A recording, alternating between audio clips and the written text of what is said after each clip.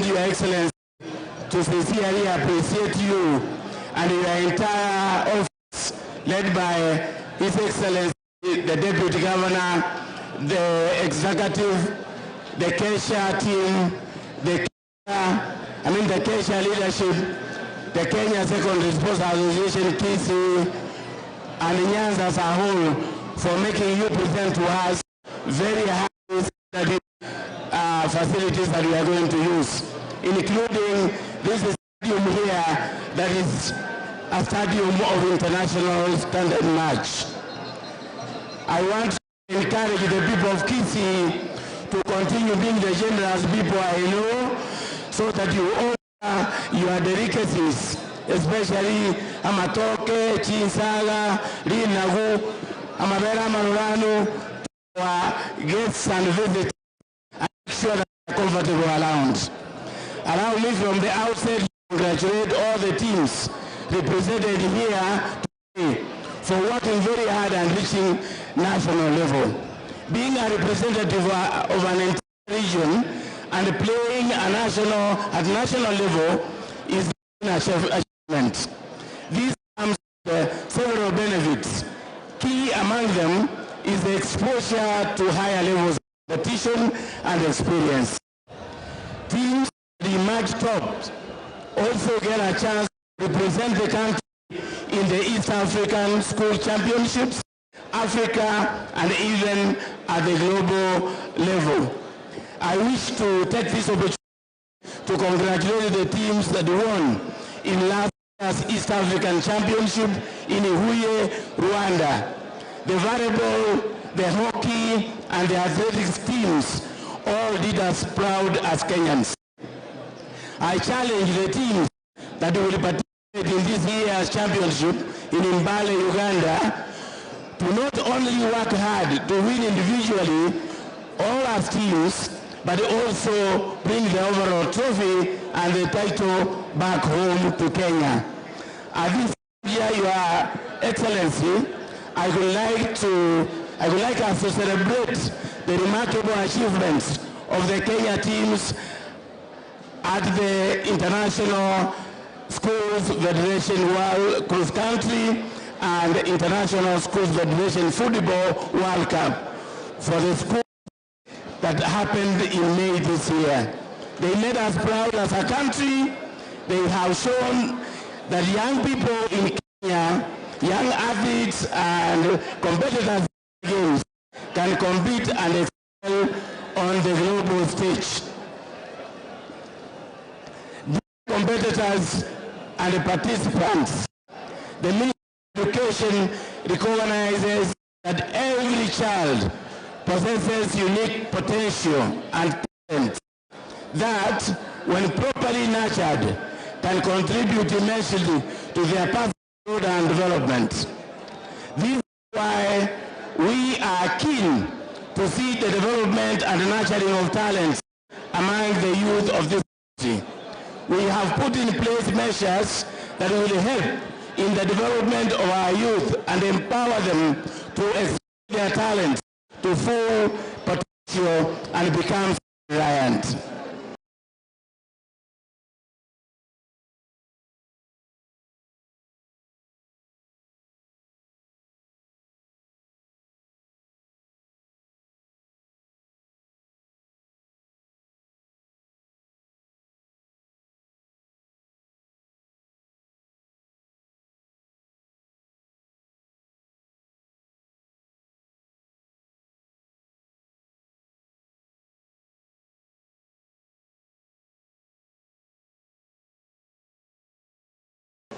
The new system of education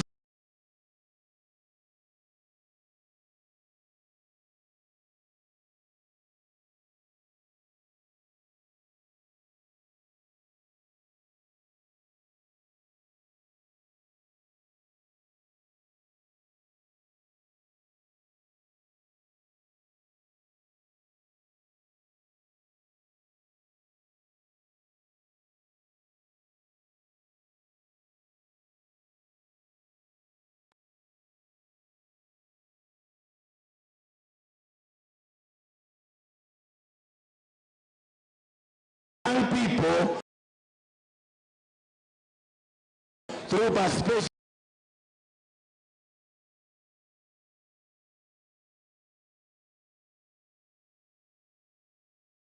in Africa and global competition.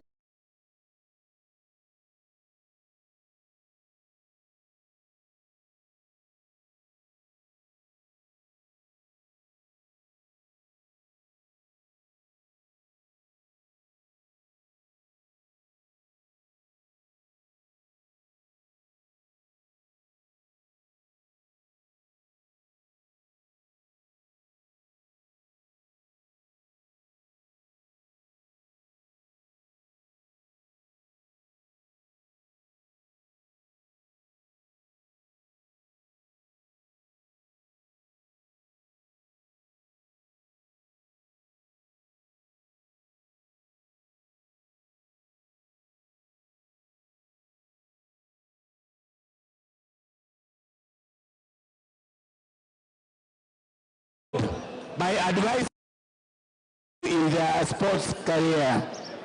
Referees and umpires have a duty of ensuring that the quality and the championship are not compromised. You must stick to the rules of the game and remain fair to all teams at all times.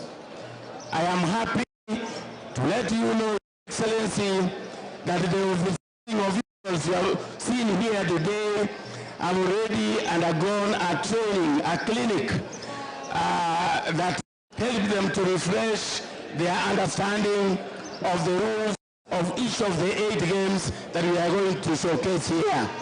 In addition to managers, chaperones and coaches have the duty of ensuring that high level of discipline is maintained by their teams, both in the field and in the villages where our learners are spending their nights.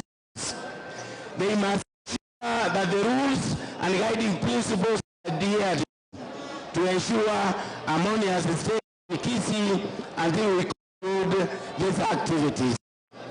Lastly, we want to appreciate all the organizers of these games at various levels.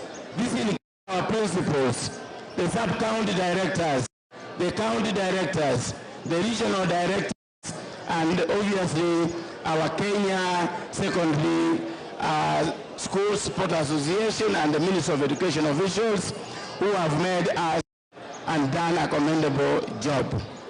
Having said all that, I think I want to wish you the best and allow me at this point to bring on board the deputy, the deputy governor,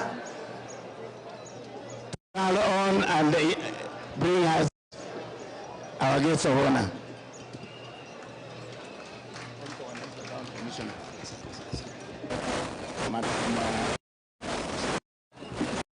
Asante sana mwakilishi wa PS.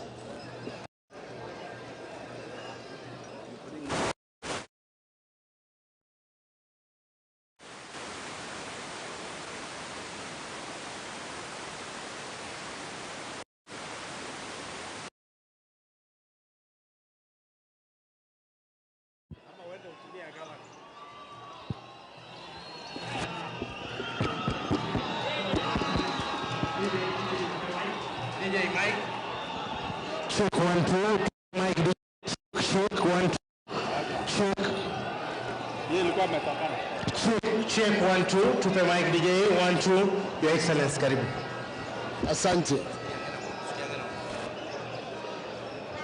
Mgeni wetu mkuu katika sherehe hizi ambaye Mheshimiwa Paul Simba Arati, wageni wote ambao wamefika wakiwa wale wa serikali kuu na serikali ya Uganda wamefika hapa waliofanikisha michezo hii, nami najumuika nanyi kuwakaribisha katika uwanja huu wa Gusii Stadium. Mheshimiwa Gavana, wamesifu uwanja wetu kwamba umefika kiwango cha kimataifa. nami nasema ni sawa, lakini niwahakikishie kwamba kwa sababu nimemsikia gavana akizungumza na mumetusifu kwenye uwanja huu, lakini mambo bado. Uwanja huu utaundwa na najua kwamba gavana ataufanya uwe uwanja mkubwa. Kitambo kidogo mustastaajabu yatakayofanyika katika uwanja huu. Wanafunzi wetu karibu, wageni wetu wote karibu, na mashafiki na itifaki zote zikihifadhiwa karibu kwenye uwanja huu. Bila kupoteza wakati, nimukaribishe vile nimeambiwa, nimukaribishe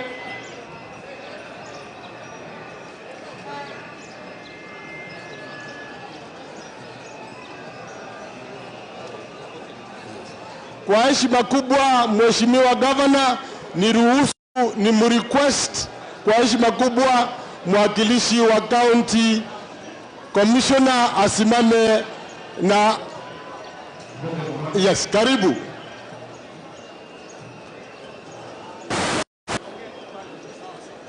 Mruhusu mwakilishi wa County Commissioner azungumze jambo moja.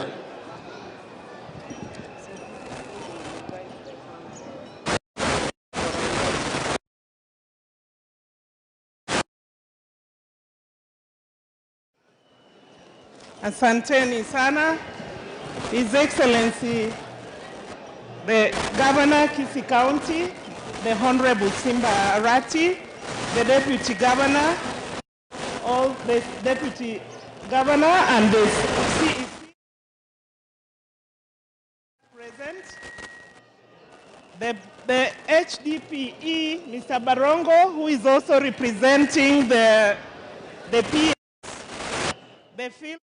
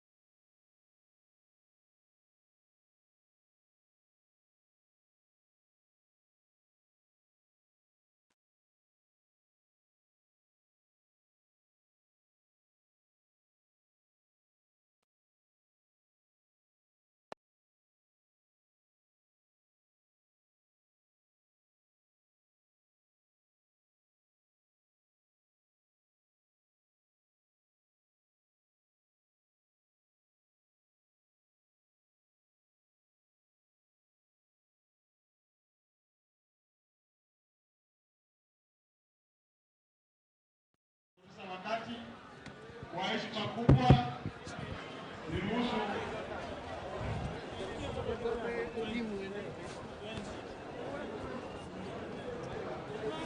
muere.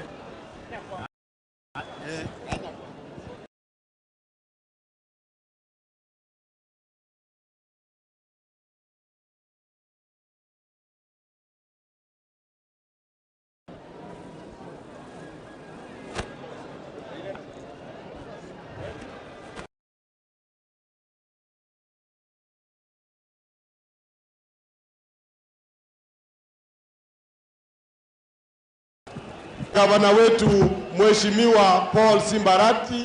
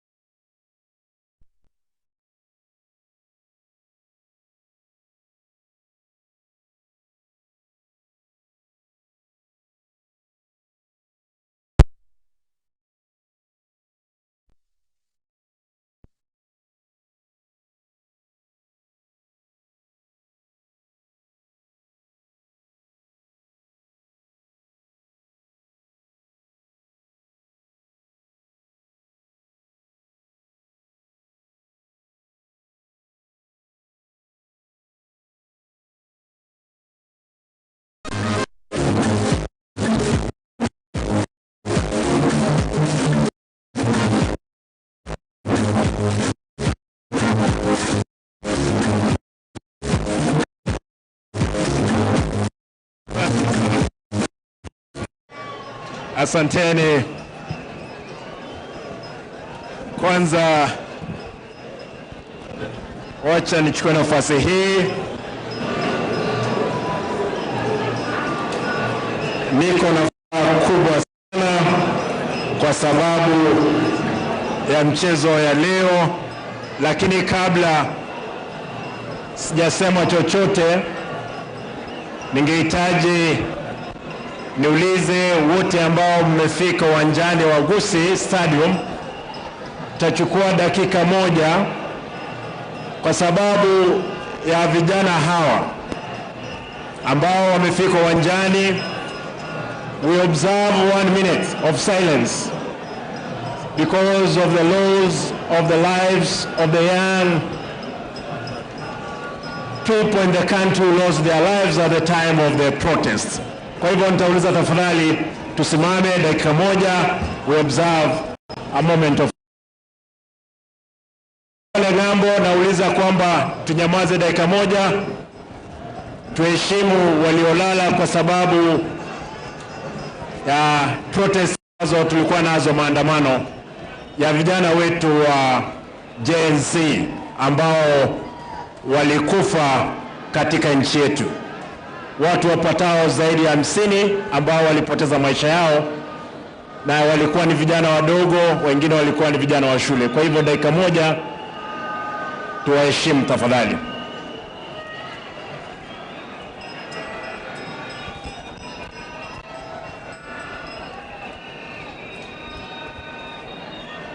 Asanteni, tuketi. Allow me to make my statement. The KCSA team led by the national chairman, Mr. Kipchumba Maiyo, officials from the Ministry of Education, NAT, Kesha and other stakeholders, county officials present, the technical committee for this event, various teams, officials and teachers, the participants and all students. Ladies and gentlemen, good morning. Good morning. Allow me, before I go further, to recognize a few of the people who are not recognized. I can see a number of MCAs with me here, led by the leader majority. Tafadhali juu muonekane and you wave to the congregations. Thank you. Niko na mawaziri wangu hapa na chief officers. Tafadhalini. Naona kwamba mko. Asanteni. Ladies and gentlemen, it is utmost pressure to grace opening ceremony for the 2024 Kenya Secondary School Sports and Association National Championship. I take this opportunity to officially and warmly welcome the participants and the teams all over to the land of Matoke and Soapstone. I wish to thank the Kenya Secondary Sports Association, KCSA leadership and the Ministry of Education for considering Kisii as the host of this important event, which goes a long way to promote economic development and national integration and the cohesion in the country. For sure, we were disturbed, Chairman, when we were told that this event had been moved from here to some areas. Therefore, I made frantic effort to reach out to a number of you, and I was assured it will take place here. Thank you. Thank you so much. When I was approached by KSM 2 months ago for the possible involvement of the county government in hosting this event, I gladly accepted, despite that the fact the Gusii was already closed for renovation. Consequently, I've had to push the contractor to move with possible due to the seriousness accorded sports activity and engagement of this nature. As you are aware, this stadium is also the home of Shabana FC, our community football club, Premier League. As I'm happy to report that the stadium is now in shape for their home matches. Ladies and gentlemen, as I noted earlier, the importance of these school games cannot be gainsaid. The games provides an opportunity for the students to showcase their talents and the skills, providing an avenue for clubs and other sports entities locally and internationally for the scope of them. In this regard, I urge the participants to do their best, knowing that this can be a turning point for their lives in terms of professionalism and the prospects. Indeed, some of our legends in Kenya's soccer history, like Henry Motigo, Michael Koti Nyandoro, Muiruri, and many others were identified to join the reputable club during this event like these ones. Comparatively, in the wake of CBC curriculum, sports extra curriculum activities are now deeply entrenched in the line of career development in schools. This provides an opportunity for students to turn sports into a career. On our part, as a county government, we are building more sports facilities and stadiums to help this cause. Equally, in our next phase of revamping the Gusii Stadium, we are introducing, it's important here, we are introducing the provision for indoor activities, including gym, swimming pool, tennis courts, among others. We will be laying a tartan for athletics in due course to make the stadium a one-stop sport complex. This is a bid to promote the sports activity and the physical well-being of our people in the county. There was a track here which was worn out, but I can tell you, God willing, in another 2-3 months, as my deputy just indicated, we will get a new field. I want to thank again Athletics Kenya for them to have accepted to host the national athletics in Gusii Stadium. As the danger goes, all walk without play makes Jack a dull boy. So besides the games being a relief from the rigor of routine, they help engage the youth physical and the psychological, therefore helping them stay away from drug abuse and vice leading to crime and teenage pregnancy. Ladies and gentlemen, I take this opportunity to caution the students against partaking in addictive and destructive activities such as gambling, machine, play cards, alcoholism, smoking, banging, and instead embrace constructive engagement like these ones. As a county, we are fully recognized or in cognizance of our learning institutions and for immense contribution you make towards development of sports, which is also a development function, or devolved function. Soon, we are kick-starting the Governor's Cup here in Kisii, and we will be working closely with our learning institutions to make it a success, especially in the areas of talent search and development. For our teachers, I want to make a request for all schools, Mwalimu Kisii School, Cardinal Tunga, Nyabururu, and all other schools that will be using your fields for the Governor's Cup, for talent search. I hope that you will grant us that opportunity to have it. As you are aware, this contributes a great deal to the country's socio-economic growth. This is why we are laying emphasis on promotion and of sports among our children and the youth from earlier age to enable them to develop into professional sportsmen and the women. I could to hold the hands of the young ones and encourage them to engage in sports as a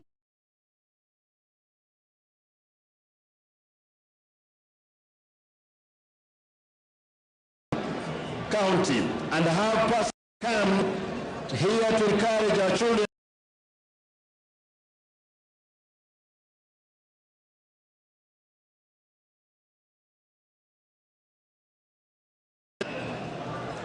we were concentrating here sugarcane and banana. But we thought this place will be littered with all manner of everything. Therefore, I want to promise to the students, the 2,000 of you, when you leave here on Thursday, each of you will carry home gifts from Casey. Kwa hivyo wakati mtaondoka hapa ndizi leo zimeenda kununuliwa na hao wanafunzi watabeba miwa ya kutosha. Wale notisan kule Ukambani ziende Rift Valley, Mombasa na hata sehemu zingine za siku hiyo. Wale wanafunzi ambao wako Kisii School, magari yatakuja hapo, kila mwanafunzi atapata zawadi ya kuingia hapa Kisii. Pale Nyahururu wanafunzi wasichana watapata zawadi. Kule Cardinal tutafanya hivyo hivyo, na walimu na nyinyi tutapea nyinyi ndizi kubwa.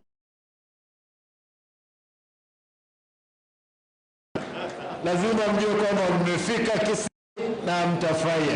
Nataka nishukuru kwa sababu wanabiashara leo mpaka wiki ishe watakuwa wametengeneza pesa. Asanteni sana, asanteni sana. Allow me to make this statement.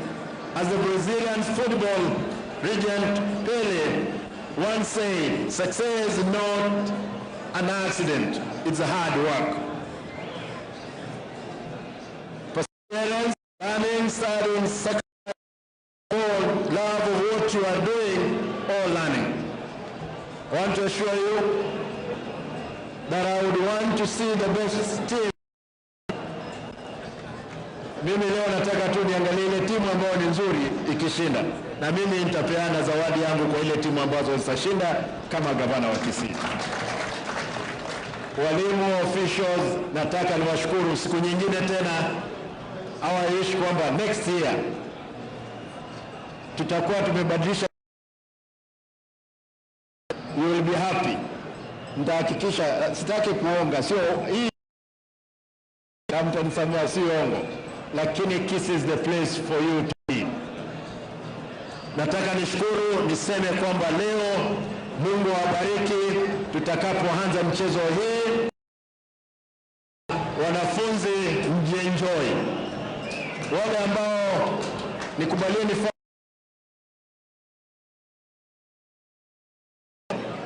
our reward, those ones who will be making sure kwamba our. Kwa hivyo tafadhali, mtu yote anahusika, hakikisha kwamba ziko safi, zitumike, kwa sababu hiyo ndio tunasimamia kama wa Kisii. Asanteni na Mungu awabariki.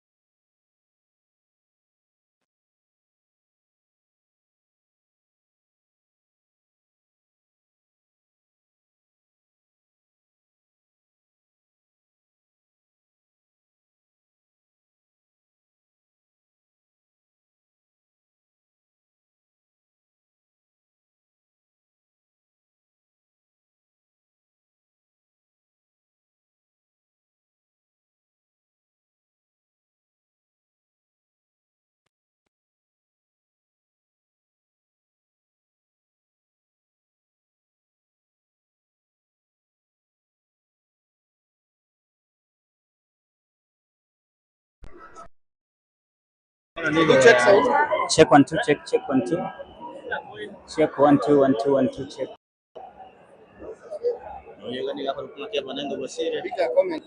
Sawa.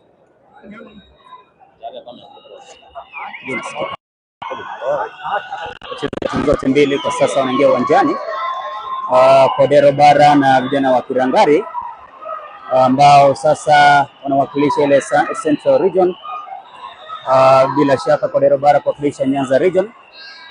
Na haya yote yanakuja baada ya gavana kuweza kumaliza kutoa hotuba yake. Ndio maana naona hapo mashabiki ambao wameweza kujitokeza. Tungoje tuone litakapokuwa, naona makocha wa timu zote mbili. Lakini kwa sasa mgeni wa heshima ambaye ni gavana Simba Arati atakuwa mwenye kukitembelea kikosi hiki. Ukiona wale ambao wamepiga nembo ya TSAP hawa ni wachezaji wa timu ya Kodero Bara.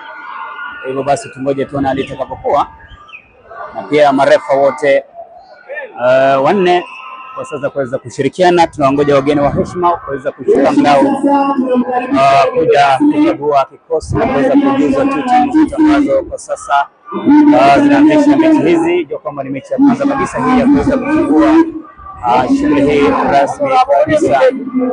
Bila shaka tungoje tuone gavana sasa anashuka angalau kuweza kusemezana, na bila shaka anaendelea kusemezana na kuja baada kuweza kutembelea kikosi chote hiki. Namuona pia naibu gavana Mheshimiwa Elijah Obebo ameweza kuandamana, alafu upande wa kulia wa gavana hapo ni Kipchumba Mayo ambaye ndiyo rais wa michezo hii ya shule za upili. Bila shaka pia namuona waziri Eric Ongere Miyenda pia yuko hapo. Bila shaka yoyote kiongozi wa vijana pia namuona Dennis Mosoti. Ndio maana kwa sasa unamuona gavana anakikaribia kikosi rasmi ambacho kinacheza wakati huu. Bila shaka yoyote ndio kwamba ni matangazo ya mechi ya kwanza hii ya kuweza kufungua michezo. Hivyo usije kupatia shaka ya TV Nengo Bosire. Kumbuke kwamba hapa sasa ni shughuli ambayo itakuwa inaanza 4 zijazo. Tungoje tuone nani ambaye atakuwa naibuka bingwa wa michezo hii. Gavana kwa sasa asemezana hapa na katibu mkuu wa michezo hii ambaye ni bwana David Ngoge. Unavyoona hapo gavana pia anaweza kuvalia bamba rasmi ya Kenya.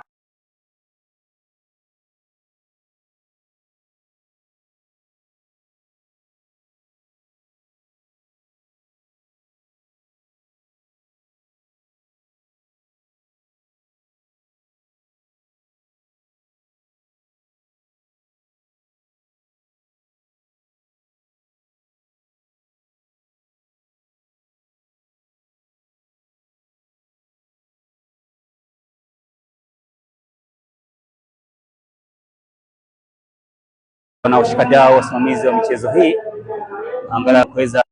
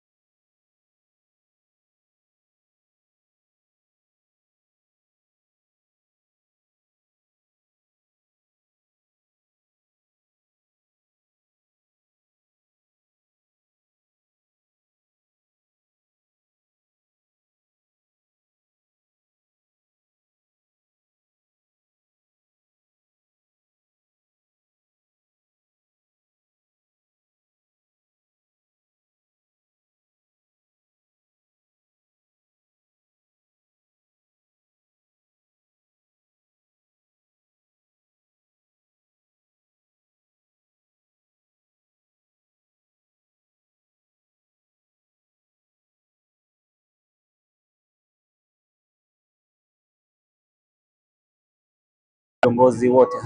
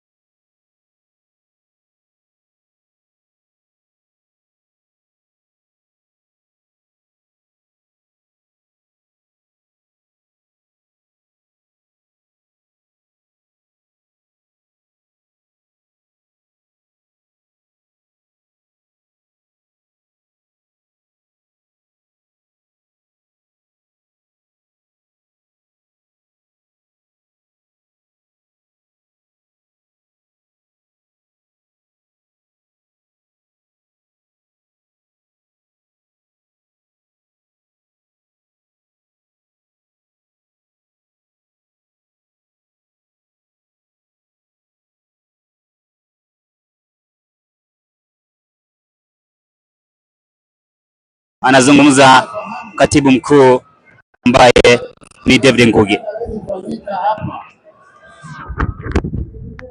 Kuangalia ikasikia Simba Arati na Hawanisha alikuwa anafuatilia kuhakikisha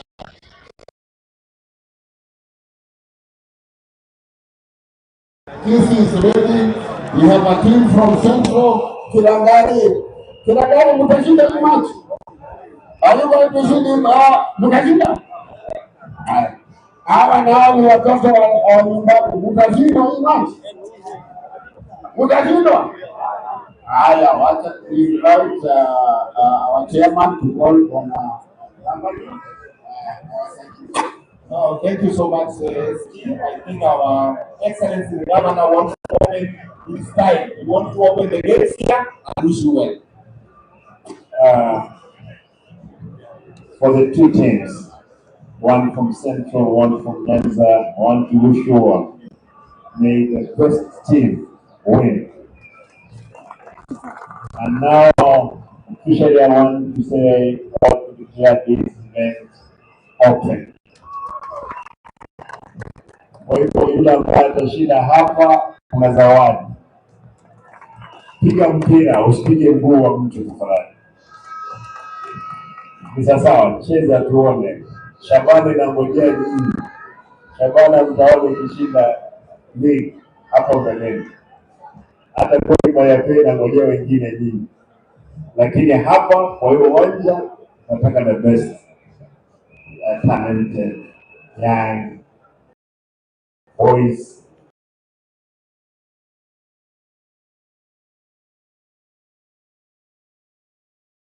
to be in another level. Kwa hivyo nawatakia kila la heri, tuanze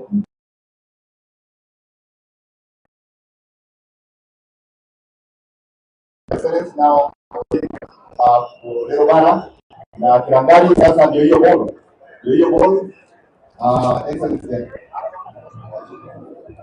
Ndio hiyo sasa mkae tayari. His Excellency anataka kuanzisha. Ndio hiyo sasa, thank you. Kilangari, you have done well. Thank you. Hivi kwanza wanarudi kwa jukwaa.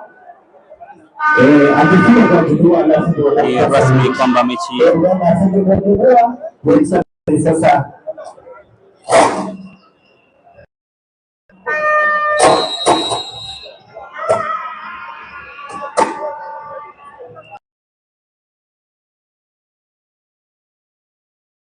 shughuli rasmi kabisa katika kiwanja.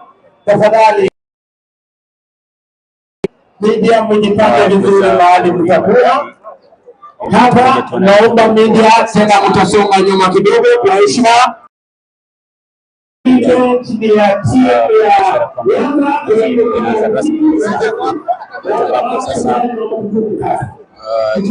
Sasa ambayo ni mechi ya ufunguzi kabisa.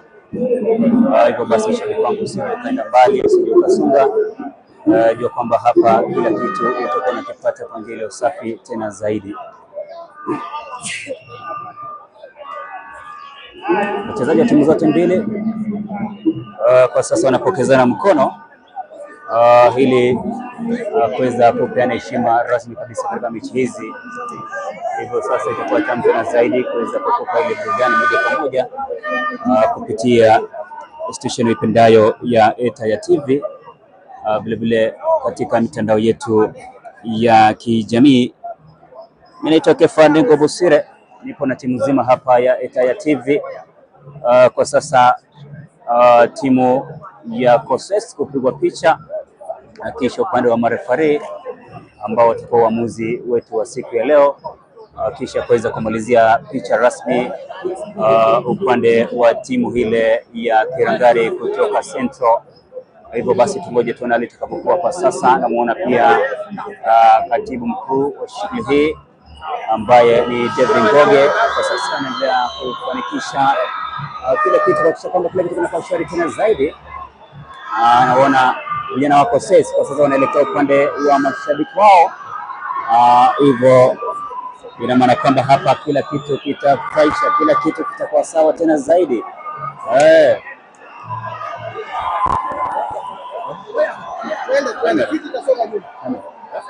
Haya, asante. Hivyo sasa hao ni mashabiki ambao wanasemezana wakiongea na timu ya Koses. Hivyo basi tungoje sasa waamuzi wote angalau kuweza kufungua rasmi hii shughuli. Najua kwamba hii ni shughuli ya kitaifa. Endelea kufuata ukurasa wetu wa Etaya TV, vile utafuta ule wangu wa Kefa Nengo Busire, kisha utakuwa unaburudishwa na kupata ile burudani tosha kabisa, kisha kila kitu kitakuwa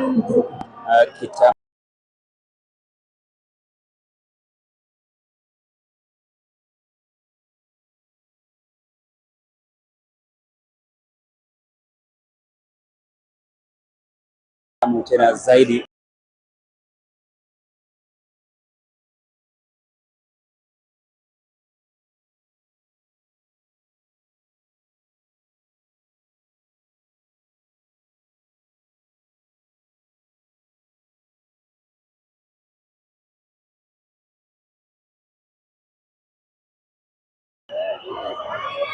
Uwanja wa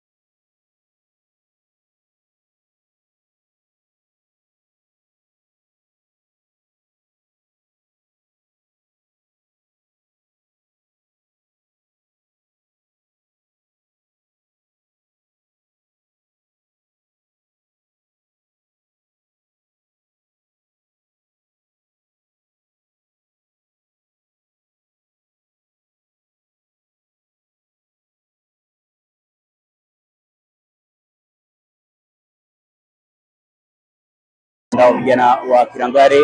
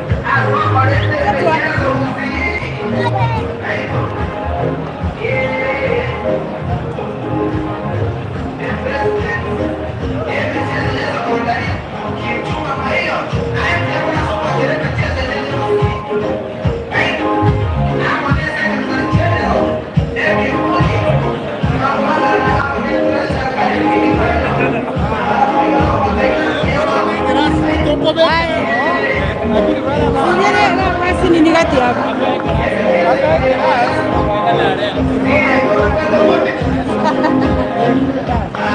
Acha kera kati aiga. Aka nana jengo fi. Oga moro to sari uporwa. Songa. Let's go straight. Like you might go to that boy. Aman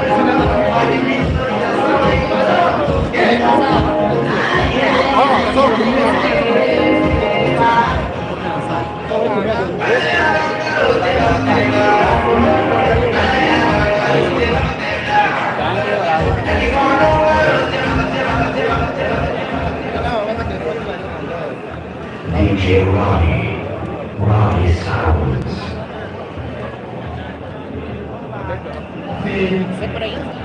Ilikuwa hatari kabisa, ilikuwa muda wa burudani hapa, na basi kwa hivi sasa tutakuwa tunaelekea kipindi cha pili sasa. Kipindi cha pili ndio kwa sasa. The two teams are taking the field with organizer again. moja anabaki. This team have no history. They have never met before. Winning for the first time. They did championship. Nothing to choose between them. Scores 0-0. And we get into the second half. Bila shaka kipindi cha pili kiko tayari kwa Wananga. Wachezaji wanang'atuka pale kwenye kiungo wa uwanja. Mwamuzi wakati pale kajibobea pale kwenye kiungo wa uwanja. Tunakuletea matangazo hapa ndani. Kumbuke tuko na sauti tofauti. Kumbuke kipindi cha kwanza ilikuwa sare 0-0. Wacha tungoje kipindi cha pili kitakuwaje. Wataanza mpira ni wana Kirangai. Mimi ambaye nitakuletea yote popote ulipo niite Budi, asiye na budi kama jina lake.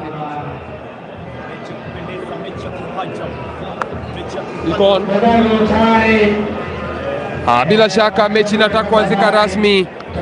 Mechi kati ya wanakodero bara wakiwa na Kiragai kipindi cha pili. Wana Kiragai wanaanza mpira pale kwa mwendo wa kasi, anatuliza kwenye mguu kulia pale. Atafuta mwenzake pale mbele, kichwa kinalia mzima. Anangatuka pale, tafuta mwenzake pale, mchezaji jezi namba 9 mgongoni. Jezi namba 10 anakata wa kwanza, kata wa pili, anakata wa tatu. Wana Kiragai, matoto wa Kiragai ale wapi? Anapoteza nafasi ya wazi, na bila shaka inakuwa ni mpira wa pembeni. Bila shaka.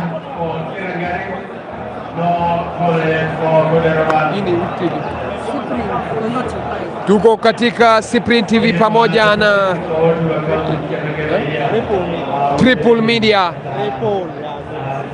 Tuko katika Cyprian TV pamoja na Ripple Media. Inakuwa mpira nambari 10 wapi? Kichwa kinalia pale. Atuiza pale nahodha wa timu anakata wa kwanza, kata Monaco sisi. Wanapanda matoto mako sisi. Monaco sisi. Anabadilisha mtabeli wapi? Anaudaka mlinda lango bila wasiwasi, anasema huyu ni mulo wake. Pale anaenda kuchanja ule mpira. Bila shaka na uchanja pale mzima kata Monaco sisi kwenye kiungo uwanja. Anatuiza mwenye Kiragai jezi namba 6 mgongoni.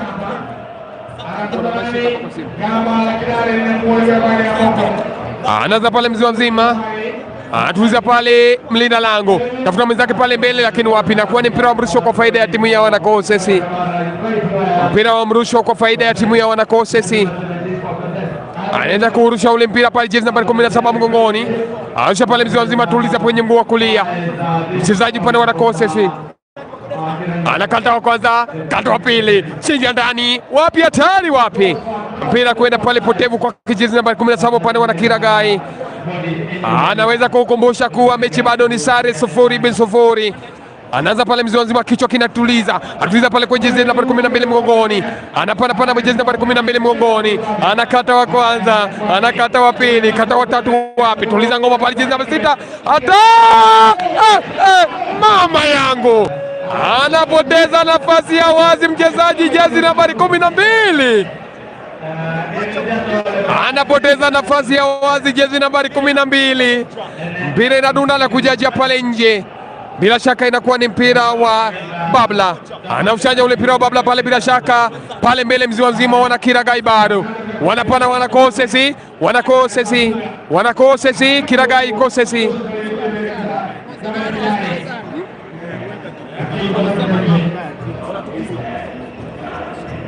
Kuna tukio hapo.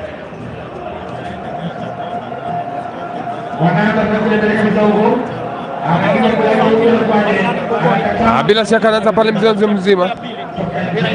Ni mpira unajaja pale nje, na kuwa ni mpira wa mrusho. Songe kidogo. Na mbele kiasi. Mike ina shida, mimi unaweza hata Wanasemanga atendu muda.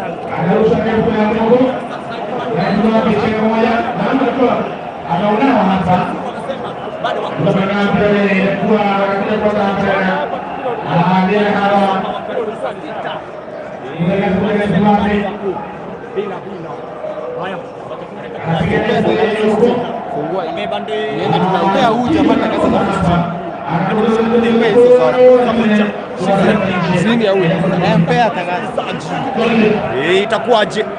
Tuko ndani ya Ripple Media na Tedmax ukishikana na Triple T.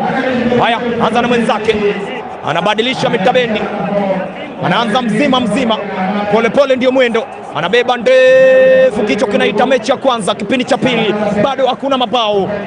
Sauti ni ya Romantic Boy, kinipenda sana unaweza nita RB mtoto wa mama. Tuko na Budi, asiwe na Budi, akitoka kidogo jua yeye sasa ndiye kwa kamera. Haya, inakuwa mpira wa kurusha ama nini? Nambari 4 mgongoni, anaelekea kurusha hapo. Mchezaji wa Kirangari anaelekea kurusha, anarusha vyema, refa anasema nini? Bad throw, hajarusha vyema, wanaelekea kurusha wachezaji wa Kodero Bara. Wacha tuone itakuwaje. Kipindi cha pili bado hakuna mabao, anasaka guza moja, wanapanda Kodero Bara, Kirangari wanakataba Dan Katan katikati uwanja, nambari 12 mgongoni, anamiliki saka, anabadilisha metabendi, nambari naoga kisha otea. Bandera kiko juu msikilizaji, kisha otea mchezaji wa Kodero Bara, nambari 4 mgongoni, anaelekea kuchonga hapo. Unaweza tufollow Ripple Media Tedmax, tukishikana hapa kukuletea matangazo live. Tuko sako kwa bako kuanzia leo hadi tarehe 9. Wale walienda shule wakarudi saa 6, wanasema Friday. Ndio siku tuko hapa. Anaanza na mwenzake mzima, dunda moja huenda nje. Kodero Bara ndio bingwa tetezi wa Nyanza Region, walipiga matutu mabao 2-1. Imewaweka siku ya leo wakuwe hapa National Kisii County Austin Venue Gusii Stadium.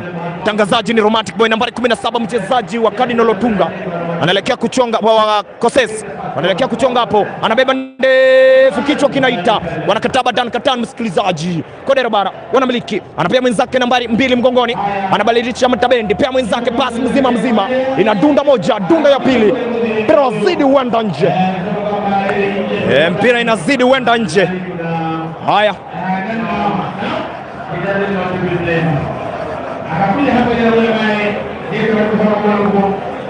pia tuko ndani ya Cyprian TV.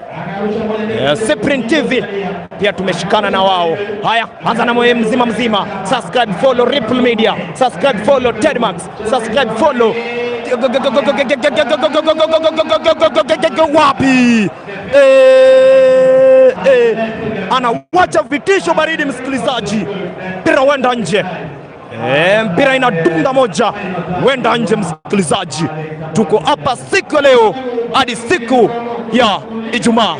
Haya, anza mwenzake mzima Kodero Bara, anapia nambari 17 mgongoni, anabadilisha mitabendi, anasaka mwenzake katikati mwanja, anaguza, bado wanakataba Dan, bado Kodero Bara wanamiliki katikati mwanja, Wete Kodero Bara, nambari 10 mgongoni, bado chenga moja, pia na pasi hafifu, wanachukua Kirangari, anabeba ndefu nambari jezi 3 mgongoni, saka mwenzake lakini nambari 7 mgongoni, anakataba Dan Katan, anatuliza, bado kama la kifua kinaita, saka mwenzake, wanapambana, mpira dunda moja, dunda ya pili, mpira wazidi nje. Mpira inazidi wenda nje, inakuwa mpira wa kurushwa. Anaanza na mwenzake mzima, wanasonga. Mchezaji wa Kodero Bara nambari 2 anatirika bumburuka, anawacha kitu kwenye mstatili, lakini wanakataba Dan Katan. Msikilizaji, Kodero Bara kata moja ya kudhi, kata moja, lakini pasi hafifu. Mpira inazidi nje, anasema lawama kuliko fedhea. Mpira inatunda moja, tunda ya pili wazidi wenda nje. Sauti ni sauti ya Romantic Boy, nipenda sana, unaweza nita Arbi mtoto wa mama, zaliwa Homa Bay County, ishi maeneo ya Oyugis. Nambari 17 mgongoni, anaelekea kurusha hapa, anarusha vyema, pia mwenzake badilisha mitabendi, bado Dhugudhanio, Kodero Bara Kirangari, Kodero Bara Kirangari, mpira wazidi wenda nje, inakuwa mpira wa kurushwa. The Red Boys causes the brown with the black shots. White Kirangari High School. Mchezaji moja yuko chini, mganga anafika mzima kumwacha na Tumaini.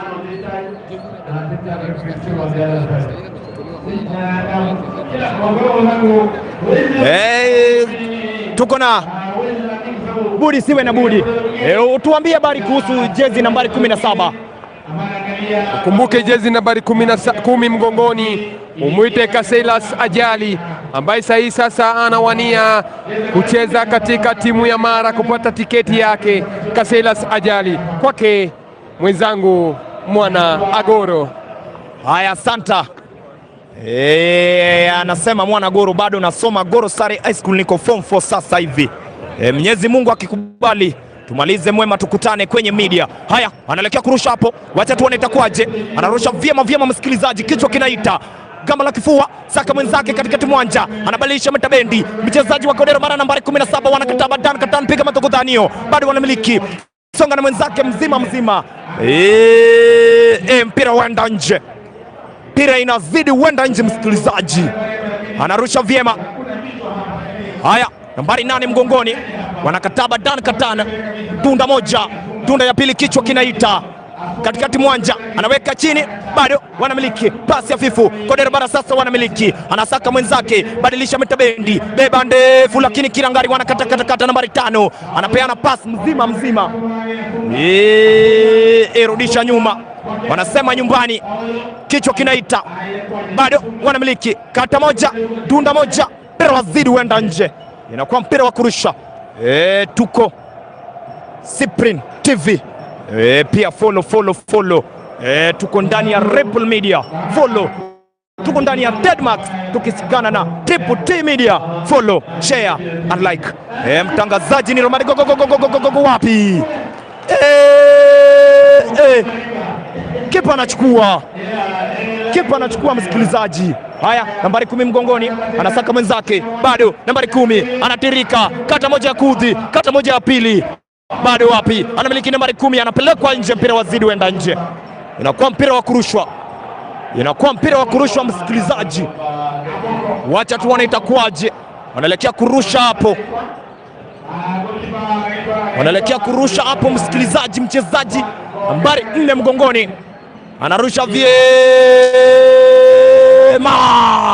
lakini wanakataba Dan Katan. Msikilizaji, Kodero Bara wanamiliki nambari 2 mgongoni, nambari 10, anabeba ndefu kusaka mwenzake kule, dunda moja, dunda ya pili, dunda ya tatu, kipa anatuliza mguu wa kulia, anasema hiki ni changu. Msikilizaji, anachukua mzima, inakuwa mpira wa kuanza pale, anachapa ndefu msikilizaji, kipa wa Kirangari, saka mwenzake huenda juu kama kuku la kienyeji, lakini wapi? Wanamiliki sasa, wanapanda, tirika, bumburuka, bado anabeba,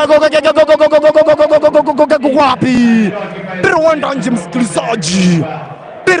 nje msikilizaji, kazi ipo hapa. Kumbuka bado bila kuna mabao,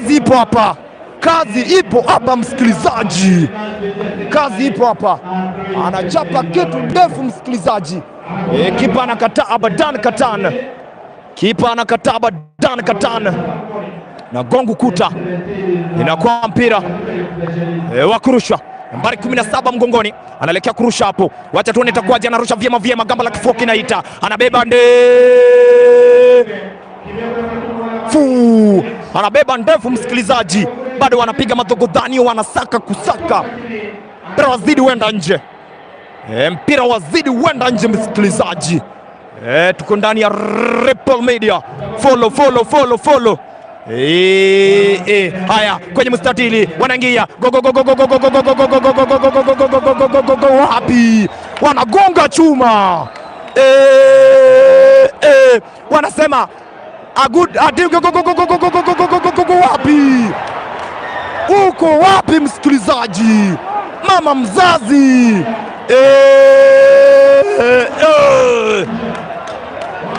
wanatokwa na wazimu, wanatokwa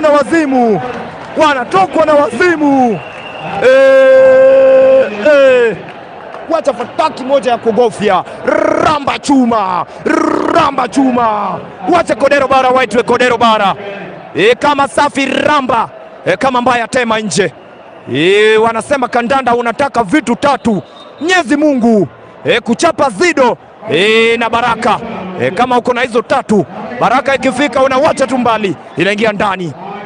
Sauti ni ya Romantic Boy ndani ya Ripple Media, ndani ya Tedmax, ndani ya Triple T Media, ndani ya Sprint TV, na kuletea matangazo live. Unite Romantic Boy, mtoto wa mama, zaliwa Homa Bay, ishi maeneo ya Oyugis. Haya, wanaelekea kuanza hapo. Kodero Bara wameanza kutoa nguvu zao, wanawacha kitu mbali msikilizaji, kombora za kugofya. Haya, anza mzima, beba ndefu, anasaka mwenzake, gamba la kifua kinaita, lakini mpira dunda moja, dunda ya pili, mpira wazidi huenda nje. Wanasema kitu ikizidi wanatengeneza unga. Alafu Waswahili walifanya dadizi wakadurusu, wakasema paka mungwana hauli panya mjamzito. Sijui kama ni kweli, sijui hiyo experiment research walifanya wapi. Paka mungwana hauli panya mjamzito. Haya, anaingia kwenye mstadi, Pepe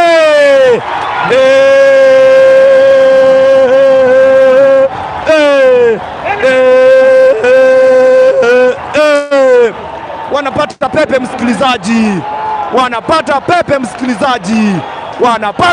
msikilizaji, wacha tuone itakuwaje, Kodero Bara wanapata penalty, Kodero Bara wanapata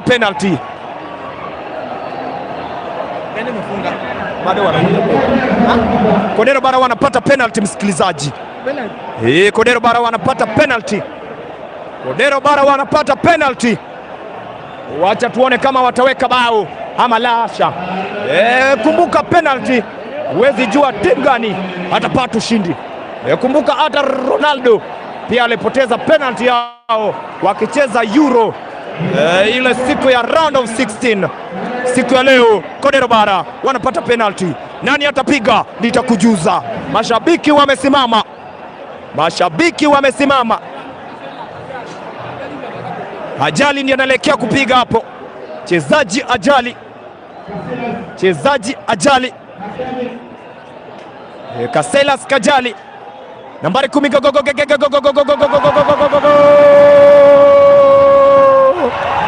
Casillas Kajali.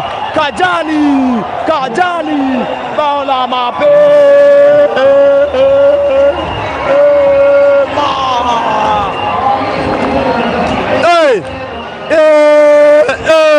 Bola kwanza Kodero Bara.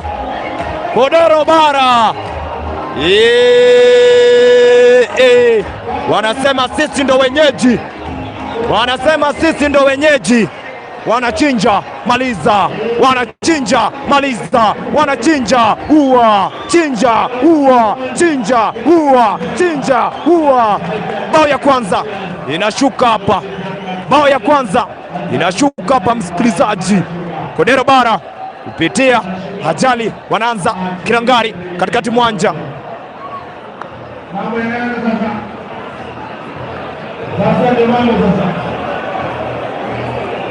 Haya, wacha tuone itakuwaje. Mechi ya kwanza bado hakuna mabao, ndo kusaka, anasaka mzima msikilizaji, anabadilisha mitabendi, gonga moja, bado piga matokutanio. Team good au bila mabao. Kodero Bara team good au, nambari 10 mgongoni, Aman good au anaweka kitu ndani, wanaelekea kule wapi? Kipa anachukua msikilizaji, kipa anachukua msikilizaji.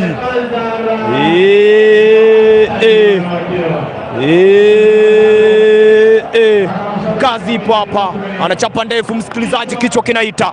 Dunda moja, mpira wazidi wenda nje, mpira inazidi wenda nje, mpira inazidi wenda nje msikilizaji.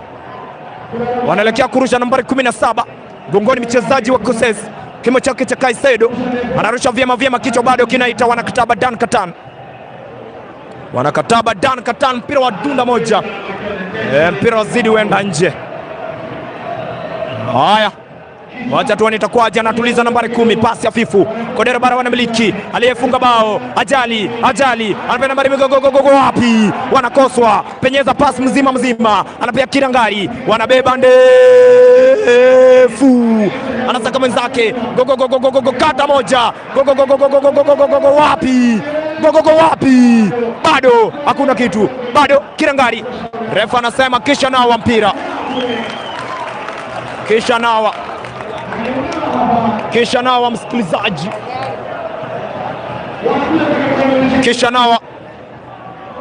kisha nawa msikilizaji.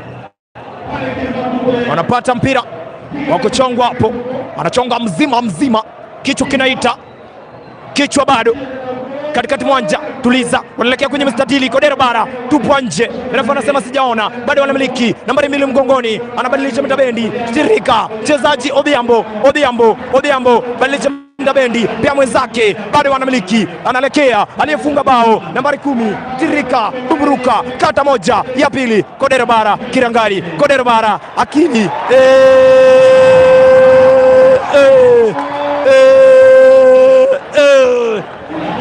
anakata wanaume kama sukuma wiki, mashabiki wamejaa mno, uwanja kumejaa mno, kwa ndani ya Gusii Stadium.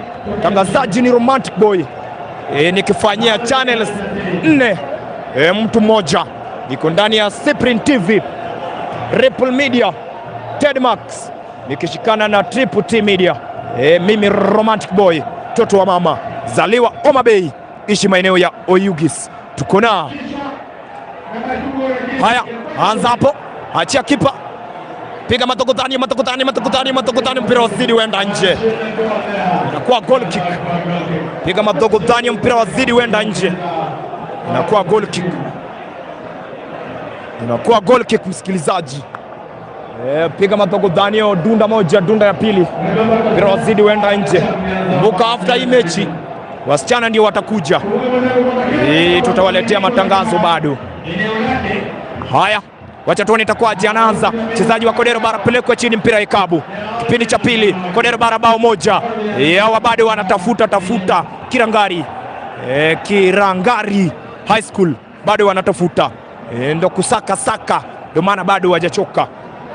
Tuko hapa kwa hisani yako, soka ni sisi na sisi ni soka.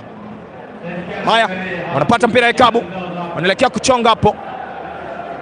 Kumbuka wamepata bao ya kwanza kipindi cha pili, through penalty shootout. Hawa Kodero Bara wako mbele kama mfuko wa shati, Haya, katikati mwanja, anza na mwenzake naodha, badilisha mitabendi, saka mwenzake, pasi hafifu. Kodero Bara wanamiliki, wanachukua, Kirangari, counter, Kirangari, kona,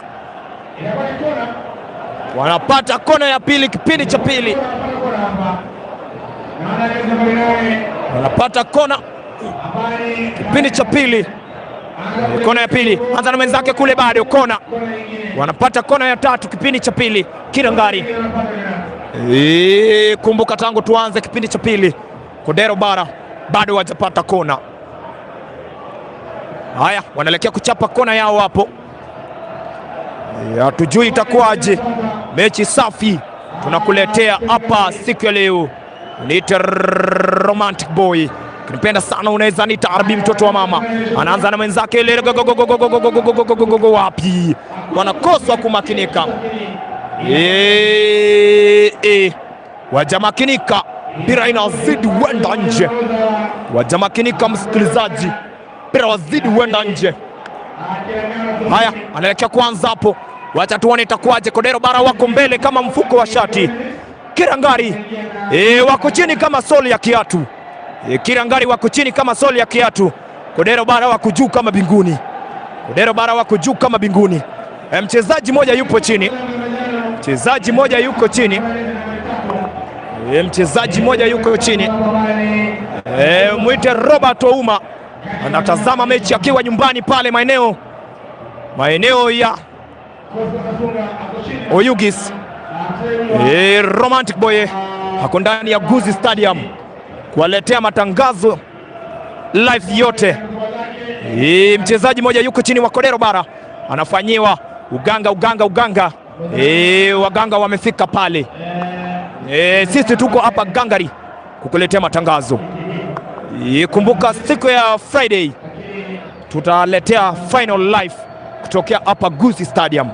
Usikose kutazama kupitia Ripple Media, kupitia Tedmax, kupitia Triple T Media. Sisi tutashikana na nyinyi sako kwa bako hadi siku ya mwisho, hadi pale Uganda. Tutakuwa tukikuletea matangazo ya East Africa. Sauti nyuma ya kamera ni Romantic Boy, kinipenda sana unaweza ni Arbi mtoto wa mama. Haya, wacha tuone itakuwaje. Wanapata mpira ikabu. Kodero Bara wako mbele bao moja, walipata through penalty shootout. Nambari 20 mgongoni, anachonga mdefu,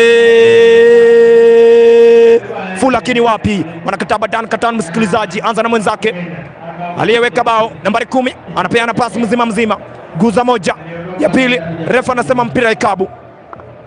Kodero Bara wajacheza vyema, wanapata mpira ikabu hapo. Wacha tuone itakuwaje. Anaelekea kuchonga, anabeba ndefu msikilizaji, anadunda moja, dunda ya pili, anachapa ndefu kama la kifua kinaita katikati mwanja. Kirangari nambari 6 anasaka mwenzake, lakini hakuna mtu kwenye mstatili. Kipa anachukua.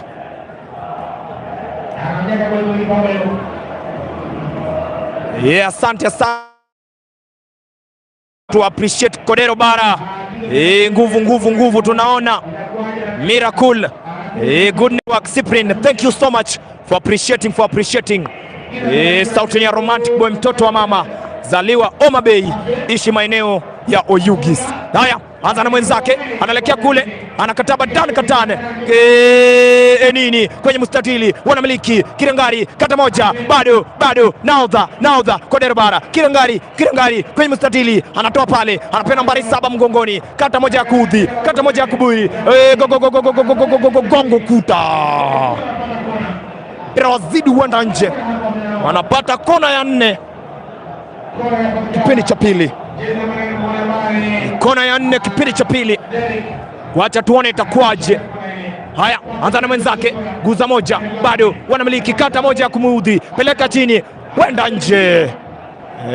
Anasema goal kick. Pira ni goal kick msikilizaji. Mpira ni goal kick.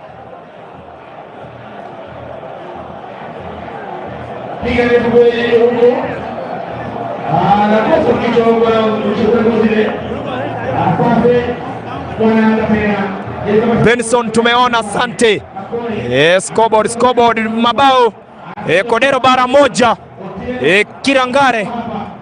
Kirangari bado bila.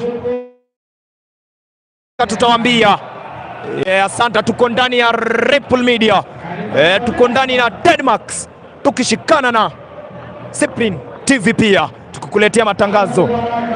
Ni Romantic Boy, sauti nzito, sauti ya ndovu. Haya, Hassan na mwenzake pale wanabuda guza moja, pelekwa chini kama gunia. Refa anasema mpira ikabu. Hajacheza vyema, amepeleka mwenzake kama gunia la muogo. Refa anasema ni mpira ikabu. Wacha tuone itakuwaje. Wanasemanga paka mungwana hauli paja mjamzito. Haya, Hassan na mwenzake katikati mwanja Kirangari anaguza moja, kata moja ya kudhi, kata moja ya midharau, anasonga mzima. Panda hapo katikati mwanja, saka mwenzake, piga ndefu kwenye mustatili, kipa na kanyaga nyoka. Kipa na kanyaga nyoka, kipa na kanyaga nyoka. Msikilizaji, inakuwa kona, inakuwa kona msikilizaji, inakuwa kona. Wanapata kona ya 5 Kirangari. Wacha tuone itakuwaje. Mashabiki wamejaa babno.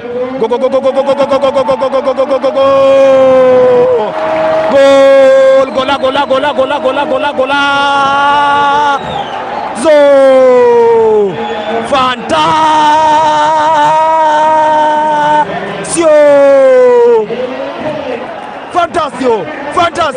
Fantasio.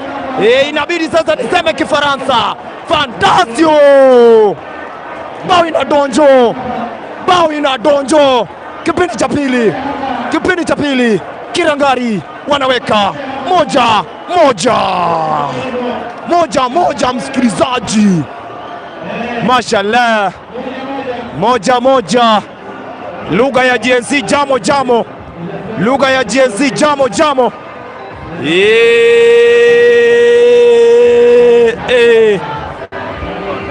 Sikia mashabiki wanasema Romantic Boy, hapa kumekucha, hapa kumenogwo,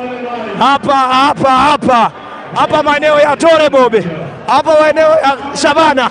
Bao inashuka. Wanakubali kwenda katikati Kodero Bara. Wanaanza na mwenzake kule, guza moja. Kumbuka kipindi cha pili,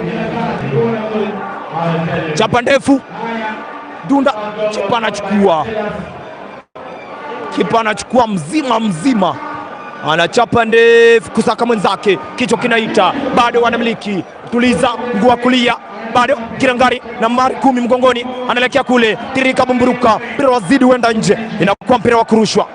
Nambari 10 mgongoni, mchezaji wa Kirangari anaelekea kurusha. Kumbuka wako moja. Jamo.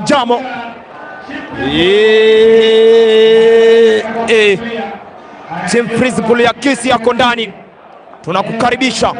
Haya, katikati mwanja nambari 6 mgongoni, anasaka mwenzake wanakata, anatuliza mguu wa kulia, kata moja kudhi. Kirangari wametoka na wazimu, kata moja, hesabu wanaume, kisha otea, wenda chini.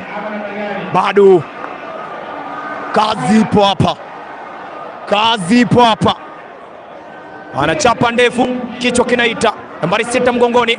Kumbuka ni National Secondary Championship venue Kisi Gusi Stadium. Tangazaji ni Romantic Boy. Haya, anza na mwenzake, guza moja, kata moja. Refa anasema nini? Mpira ikabu. Wajacheza vyema, wanapata mpira ikabu msikilizaji. Wanapata mpira ikabu msikilizaji. Mpira ikabu. Wacha tuone itakuwaje.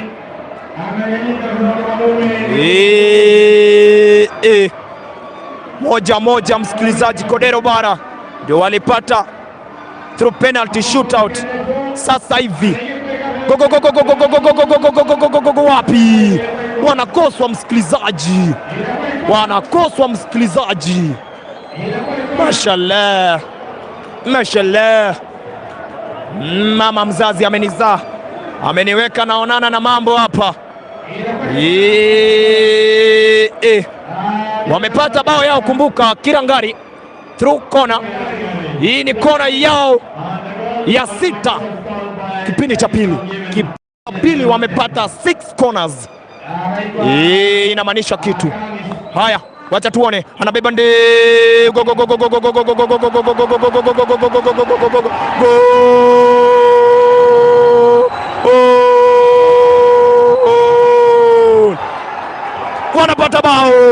wanapata bao, a team good ao bila mabao. Hello, Ankisi,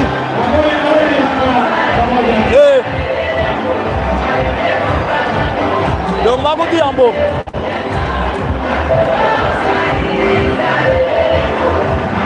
Dongan Magusi Stadium.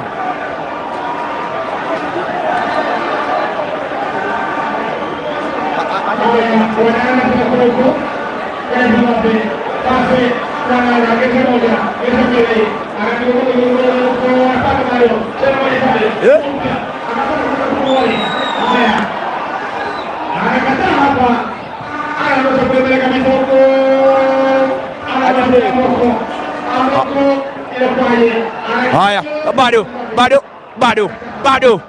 bado kuna madhogodhanio moja tunatengenezea nyinyi network. Ndio maana ulikuwa unasikia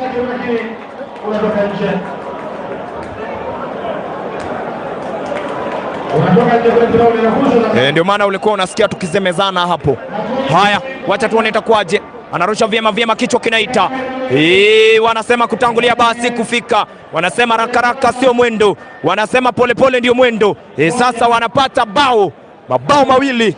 Kodero Bara wako chini bao moja. Anarusha vyema, chapa moja ndefu, anachapa ndefu, kichwa kinaita, gamba la kifua, anachapa ndefu, toa ndefu, msikilizaji, guza moja, anabadilisha metabendi, bado wanaenda mbio. Sasa Kodero Bara wanapelekwa mbio kama gari ya miraa kutoka Musoma ikielekea Dar es Salaam. Kumbuka hiyo mbio bwana, wanapelekwa mbio. Hii time ndio unasikia sherehe iko. Wanaita tu Mobutu Sese Seko Kuku Bendu Wanzapanga. Hii ni wakati wa Kifaransa. Mobutu Sese Seko Kuku Bendu Wanzapanga. Kazi ipo. Hapa sasa ulizwi hata jina, wanakusalimia tu na Kifaransa sasa. Bonjour. Umeona hiyo bao yangu ya Kifantasio Internationale de Presla, Kifaransa hizo. Haya, anza na mwenzake, dunda moja, ruka juu kama chura. Refa anasema kuna dhambi. Anaanza Kinangari, songa mzima, tupa nje. Wanatupa kitu hadi mahali governor ako juu stairs. Kumbuka siku ya leo wanasema talanta can make you walk. Nimechukua seat na governor wa Gusii Stadium, governor wa Kisii County. Anasema romantic boy uko sawa, napendeza talanta yako. Kipa anakata pale. Kipa anakata pale, msikilizaji, anachapa ndefu, mpira wazidi wenda nje. Move the camera, asante sana, tunaona pale. Haya, tulikuwa tumetoka kidogo. Haya, asante. Wanaanza pale, rusha, kichwa kinaita, anza na mwenzake, tuliza, bado mpira wazidi wenda nje. Refa anasema mpira wa kurushwa. Kodero Bara walipata bao ya kwanza kipindi cha pili through penalty shootout. Kirangari wamepata bao kupitia kona. Bao zao zote mbili imetokea kona, msikilizaji. Sauti mzito, nite romantic boy, mtoto wa mama, kinipenda sana unaweza ni tarbi. Anaguza, chapa moja, refa anasema tuende kwao, bado haijatoka. Nambari 12 kata moja, anatoa stingo deadly, lakini pasi hafifu, mpira wazidi wenda nje. Inakuwa mpira wa kurushwa, msikilizaji. Inakuwa mpira wa kurushwa. Wacha tuone itakuwaje. Anarusha vyema, msikilizaji, kichwa kinaita, dunda moja, dunda ya pili, anatuliza. Nambari 17 anabeba ndefu, kichwa kinaita, bado wanamiliki. Nambari 10 wanakatazwa, wanatamba sasa. Kirangari anabeba ndefu, kusaka naodha, gamba la kifua, wanatirika, bumburuka,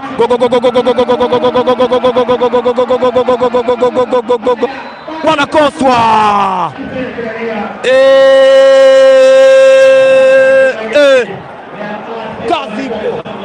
Kazi ipo hapa, msikilizaji. Bao la nukia, Kirangari wametoka na wazimu. wametokwa na wazimu, msikilizaji. Kirangari wanawacha vitu kuwacha, wanapata mpira Ekabu.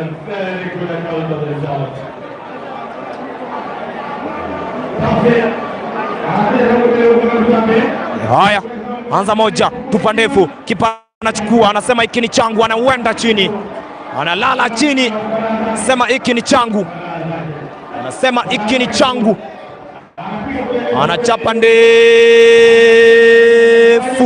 kichwa kinaita, dunda moja, kipa anachukua, anasema hizi ni sadaka. Kumbuka Kirangari wamepata ball zao, bao zote zao mbili kupitia kona.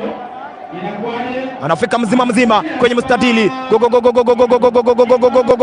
kipa anachukua, kipa anachukua, kipa anachukua, kipa anachukua, msikilizaji. Anaanza beba ndefu mzima mzima. Tuko Cyprian TV tukikuletea matangazo pia. Follow Ripple Media, follow Tedmax, follow Triple T Media. Follow. Ndio pia mimi nikitoka hapa nipate kitu ya kuingia ndani ya nyumba, siku ya kurudi shule pia mimi nipate pocket money yangu. Haya, bado mimi ni mwanafunzi kidato cha 4 ya Gorosare High School. Haya, anza na mwenzake, tuko biashara hapa sasa. Tuko wera. Wanasema kazi iko, tafuta kazi. Saka mwenzake, badilisha metabendi, gonga moja katikati mwanja, wanaguza Kodero Bara katikati mwanja. Kirangari anapeana pasi mzima, lakini pasi hafifu, hakuna mtu. Wanachukua mzima nambari 20 mgongoni, anapea mwenzake kule, watu mchezaji wa Kodero Bara nambari 6 mgongoni, anasaka moja, lakini wapi? Kazi ipo hapa, kichwa kinaita, gamba la kifua, badilisha metabendi, kataa badan, katana katikati mwanja, gamba la kifua katikati, anachapa mbele, gamba la kifua kipenda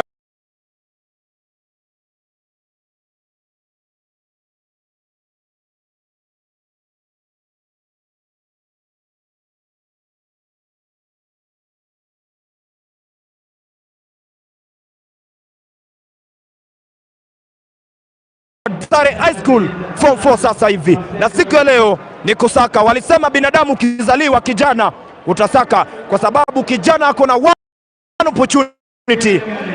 Akona one opportunity. Mwanamke ama msichana akona two opportunity. Opportunity ya kutafuta kazi na opportunity ya kusakwa na baba.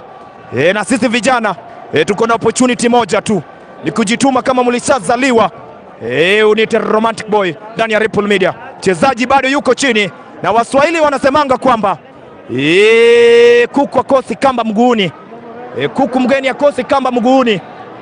Kirangari ni wageni, hawana kamba na bahati mabao ndio wanaweka, hawana kamba na babao wanaweka. Alafu Waswahili tena wanasema paka mngwana aulipanya mjamzito.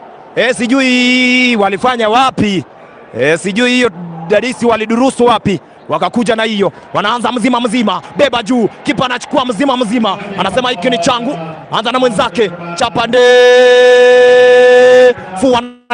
katana, msikilizaji, kichwa kinaita, dunda moja, dunda ya pili, chapa ndefu kule, dunda kipa anachukua, kisha otea. Amejenga kibanda ardhini ya wenyewe bila idhini. Refa anasema hatuwezi kuturuhusu.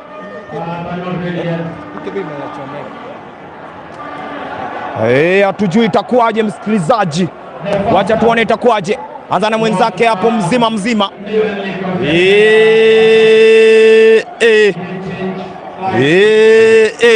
Kumbuka tutakuletea matangazo za mechi zote kupitia Ripple Media, kupitia Tedmax, kupitia kipa anachukua mzima, kupitia Tedmax, kupitia Triple T, tukishikana hapa hadi siku ya mwisho. Anza na mwenzake mzima, piada moja mbili, gonga mwenzake, pasi hafifu, Kodero Bara wanamiliki, anabadilisha mitabendi, kichwa kinaita, anaguza gamba la kifua nambari 12, kata moja, wanabumburuka, tirika. Refa anasema mchezaji moja yuko chini. Mpira Ekabu,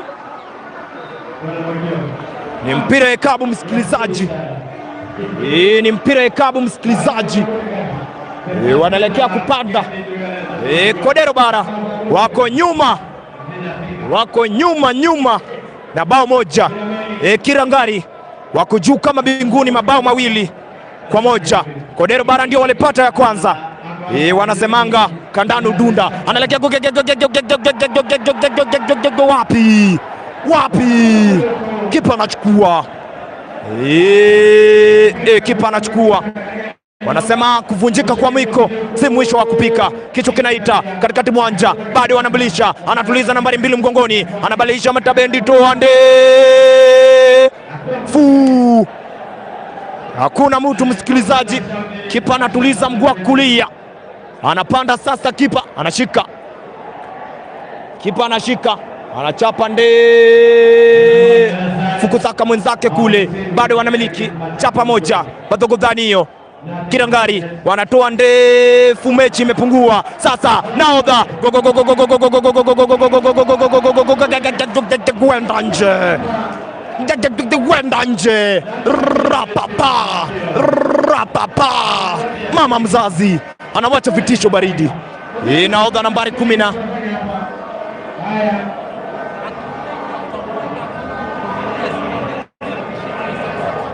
Dr. Wenger. Dr. Wenger following us from US. We appreciate you. We appreciate you. Congratulations for supporting us, Dr. Wenger from US. Asante sana. Welcome as you enjoy yourself. Tuko hapa ndani ya Ripple Media kusupport you.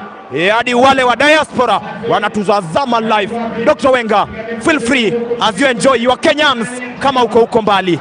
Asante. Kipa anachukua. Kodero Bara wako nyuma kipindi cha pili ama nini, wakishotea kipindi cha pili. Kodero Bara 1, Kirangari mabao 2 wamepata kutokea kona. Msikilizaji, kazi ipo hapa, kazi ipo hapa.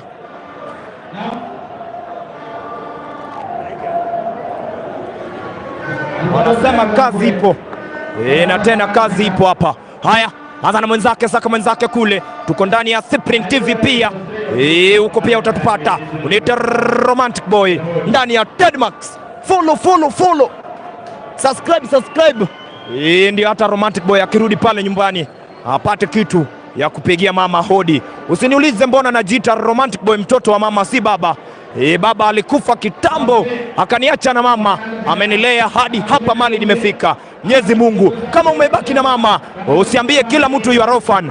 Manze, mama will do the roles of baba. Mama atajituma, mama atajinyima. Mama akiwa nyumbani, hata anisikia, najua wengine watamwambia mama congratulations Nyargem Asumbi. Kongra mahali popote upo. Haya, wanapata mpira ekabu pale, wacha tuone itakuwaje. The Romantic Boy ndani ya Ripple Media Tedmax. Triple T tukishikana sako kwa bako. Tuko na budi siwe na budi. Wood Migori County. Ene makoro linge kamera kanyo eki. Haya, anabeba go.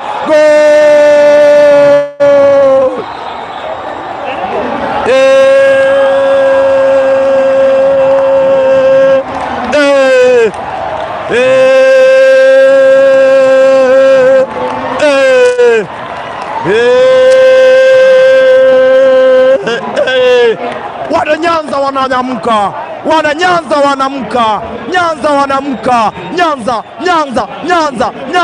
Nyanza. Wanaweka bao. Kodero Bara 2-2. Kazi ipo hapa.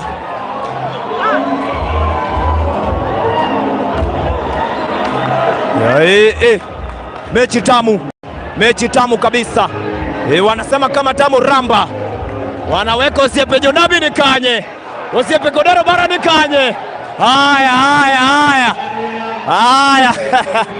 Wanasema Romantic Boy unatubamba sana. Asanta. Anza na mwenzake hapo katikati mwanja, badilisha Metabendi, guza moja. Refa anasema mpira ekabu. Kodero Bara wanaanza hapo, wako 50-50. 2-2 sasa, kipindi cha pili, mabao 2. The Red White Kodero Bara. Haya, saka mwenzake, nahodha Kirangari wanamiliki, anaanza na mwenzake sasa, beba ndefu, kichwa kinaita katikati mwanja, dunda moja kamba la kifua, Kirangari wachamo, kipa anachukua.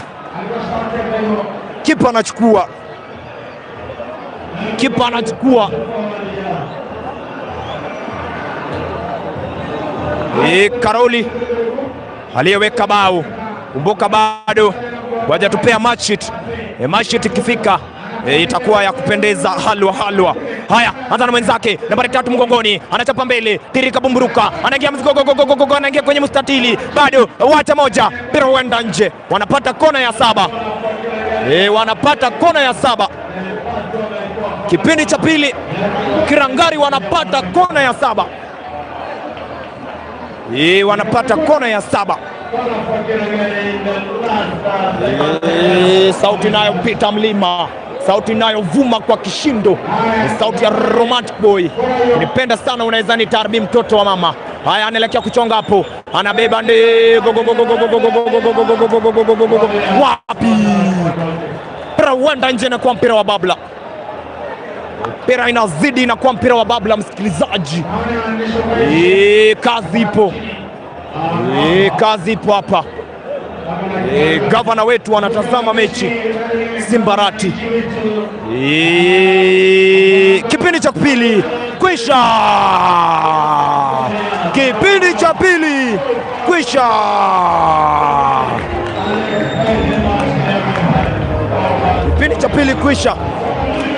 Hapa. Kipindi cha pili kwisha, msikilizaji. Imeisha. Kipindi cha pili imeisha, msikilizaji. Wacha tukupee hafla hii dakika chache, wasichana wanaingia ndani, bado matangazo itakuwa live. Asanteni sana kutusikiza, asanteni sana kuwa nasi, na tuko hapa ndani ya Gusii Stadium.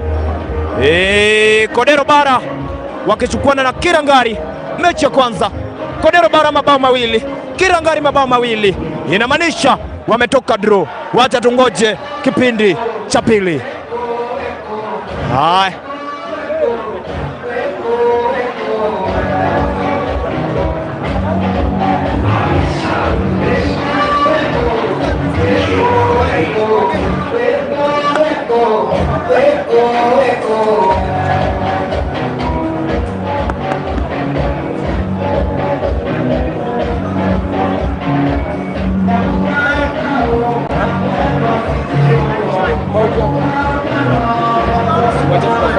Ya wachezaji ama sio, wacha utaleta mmoja.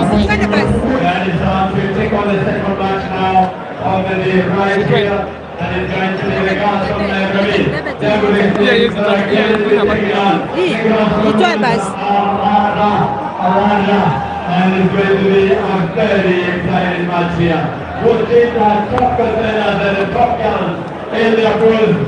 Devils League versus Alana, and we are ready to begin. Fans, thank you very much. Give your support to the girls as they take the field here.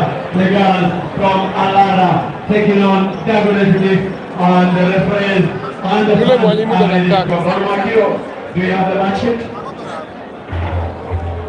We'll be giving you the starting 11 just now as we begin the match. Yes, sir.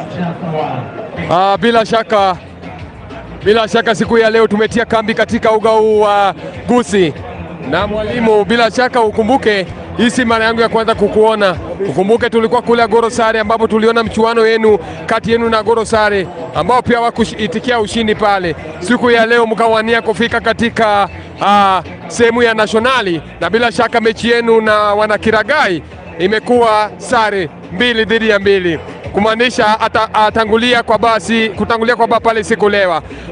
Ikiwa wewe ndiye mkufunzi wa timu ya Kirangai, kwa kuwa sasa nimejua kukokoses, ikiwa wewe ni mwenye timu ya Kirangai, mikakati yepi ambayo ungeyaweka ili kusisitiza mechi wakawa washindi? Nashukuru sana. Kwa majina ni Sami. Nimefurahia timu yetu ya Koses imejaribu Kwa hivyo wamecheza vizuri na bado tunawahitaji kutuinua sisi watu wa Nyanza. Hivyo mikakati ambayo wangeweka, defense yetu ndio ilikuwa chini kidogo. Kwa hivyo tutajaribu kuweka mikakati katika defense na mid pia, tuone vile tutacheza vizuri ili tuchukue ushindi. Draw si mbaya kwa sasa, lakini next game najua tutaenda vizuri. Bila shaka mwalimu, kumbuke mchuano wenu ni mchuano ambao umebobea Nyanza region kwa uzima. Nyanza wamefika hapa kwa ajili yenu.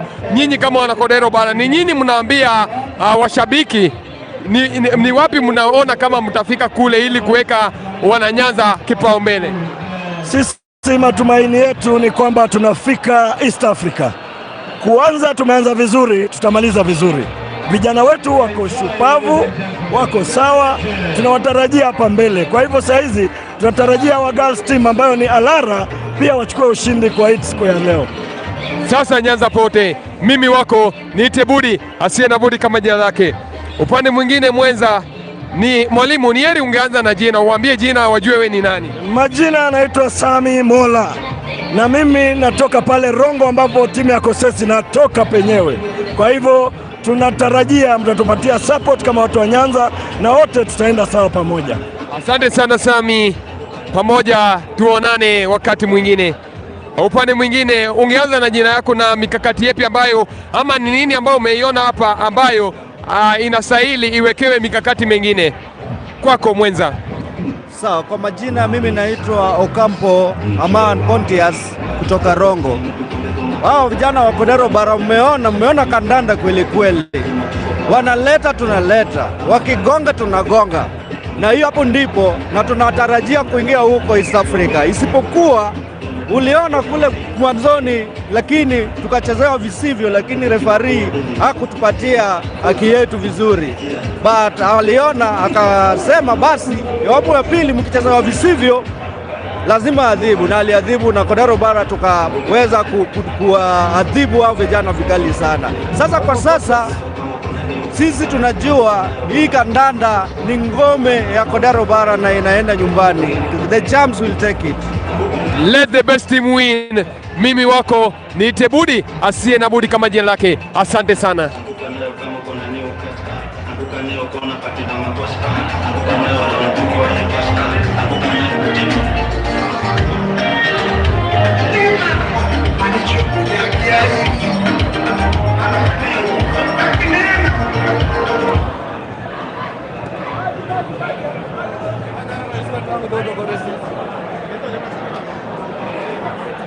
Ya Nairobi. Alara hapa Homa Bay. Ndio timu ya wasichana walibobea ushindi siku ya leo. Mechi ya kwanza ilikuwa mechi ya kupendeza, mechi ya kutaja. Nilienda mahojiano.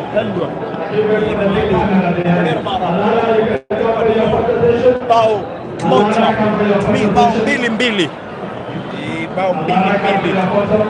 Mechi ya kupendeza. Mechi ya kupendeza, mechi ya kutaja. Dakika chache tunaanza. Alara.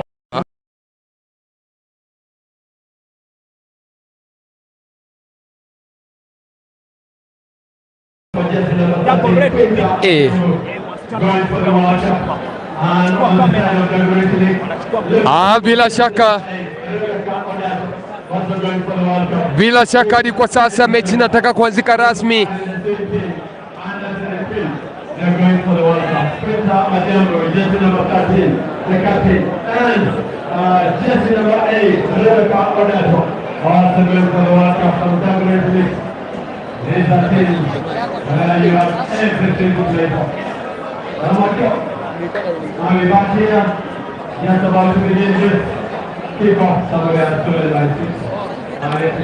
Bila shaka hadi kwa sasa kumbuke mchuano ambao unataka kuchuana kwa sasa inaanzika rasmi, ni mchuano kati ya mchuano kati ya timu hii ya Alara wasichana, wanadada wa Alara.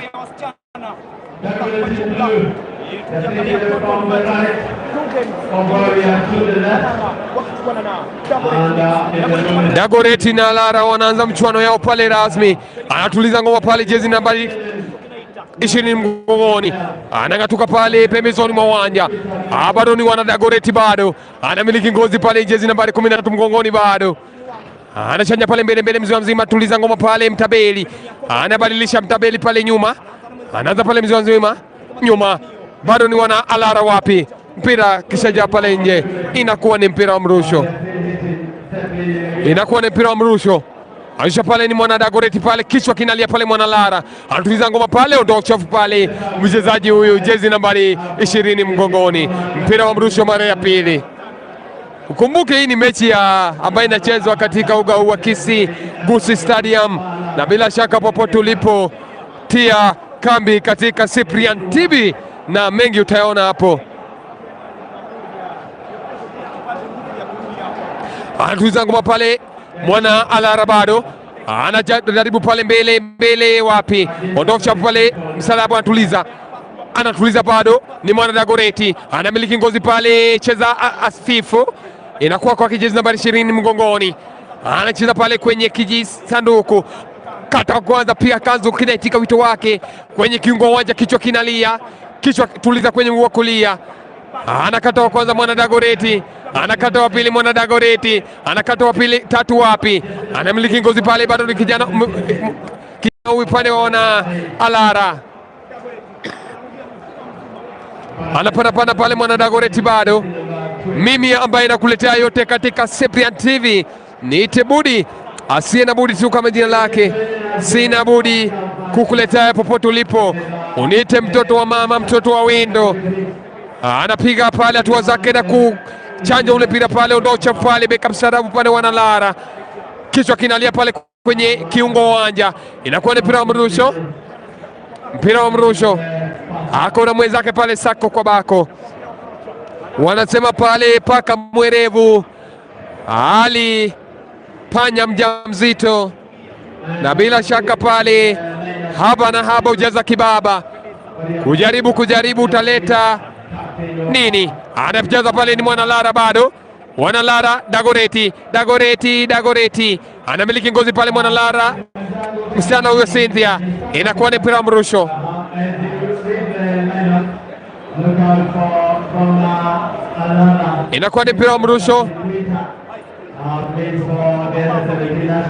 Asha pale bila shaka pale, kichwa kinalia wapi, miliki ngozi bado ni mwana Lara, beka msarabu, kata wa kwanza, kata wa pili, kipas pale, kichwa kinalia, nahodha wa timu anaondosha pale wapi, kwenye kiungo uwanja, jezi nambari 20 upande wa Dagoretti, anakata pale, bila shaka kijibendera kiko juu kuahirisha kuwa ni mpira wa mrusho kwa faida ya timu ya Lara. Anaenda kurusha mpira pale, anaudaka pale Kimagwaya, beka msarabu pale wana Lara, anarusha pale, kichwa kinalia kwenye kisanduku, ndocha pale, jezi nambari 16 mgongoni, inakuwa ni mpira wa mrusho.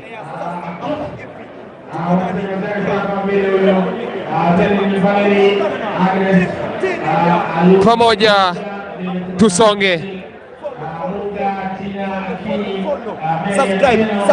Subscribe. Itapendeza sana. Bila shaka gurudumu limenisukuma pale na kumfikia mwenzangu pale Romantic Boy, namuita pale mwana wa Goro Romantic Boy, karibu sana, narudi pa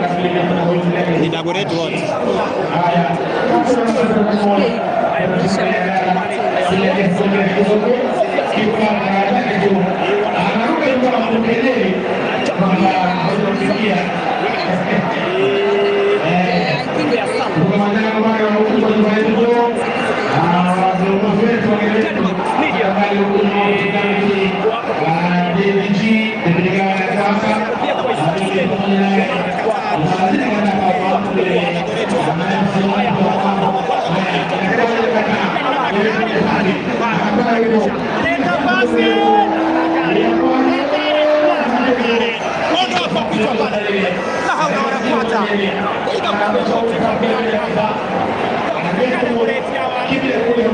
Guys, tumefungua new life. Hii si mwingine imeisha moto. You can join the new life. Join the new life. Tumefungua new life. Join new life. Hii imeisha moto. Thank you so much for supporting me.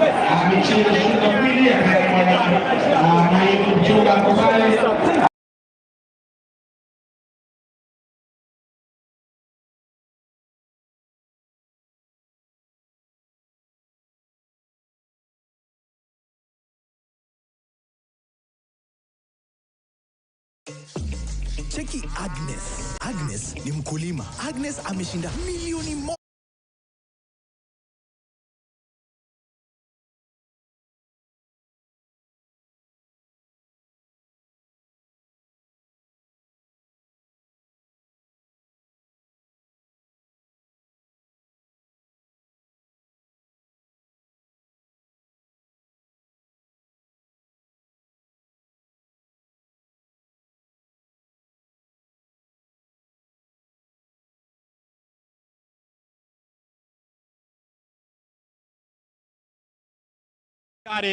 Ngozi inadunda 1 2 3 natoka nje. Itakuwa ni goal kick. Wanafaidi hapa kina dada wa timu ya Dagoretti. 0-0 0-0 hapa. Hamna ambaye amejaali wa kuliona lango la mwenzie. Unapata matangazo moja kwa moja. Kumbuka tupo live kwenye Cyprian TV. Anza chini kwa chini. Lakini Ngozi la kwa miji natoka nje hapa. Watakuja kurusha.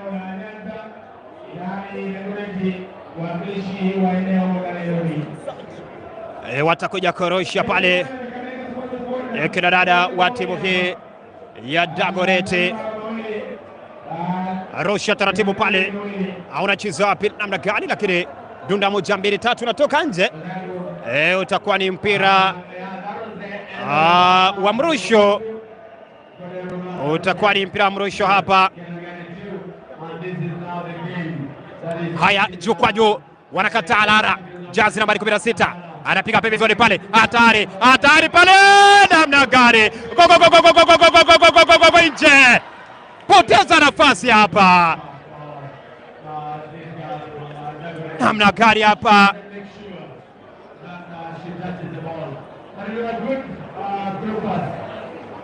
Wanakataa hapa, alikuwa amejaribu kumbali tu, lakini hakuwa amelenga shabaha. Atanza golikipa pale wa timu hii ya Dagoretti na mwanzia anza pale juu kwa juu. Haya, Geresha kwanza anapiga pasi, bado mtu anaunawa pale. Refa anasema utakuwa ni mpira madhambi. Utakuwa ni mpira madhambi. Atakuwa anacheza pale.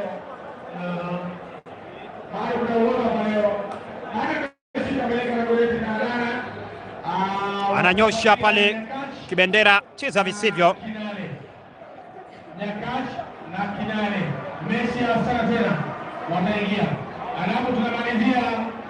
Haya, piga pale kwenye gamba la kifua.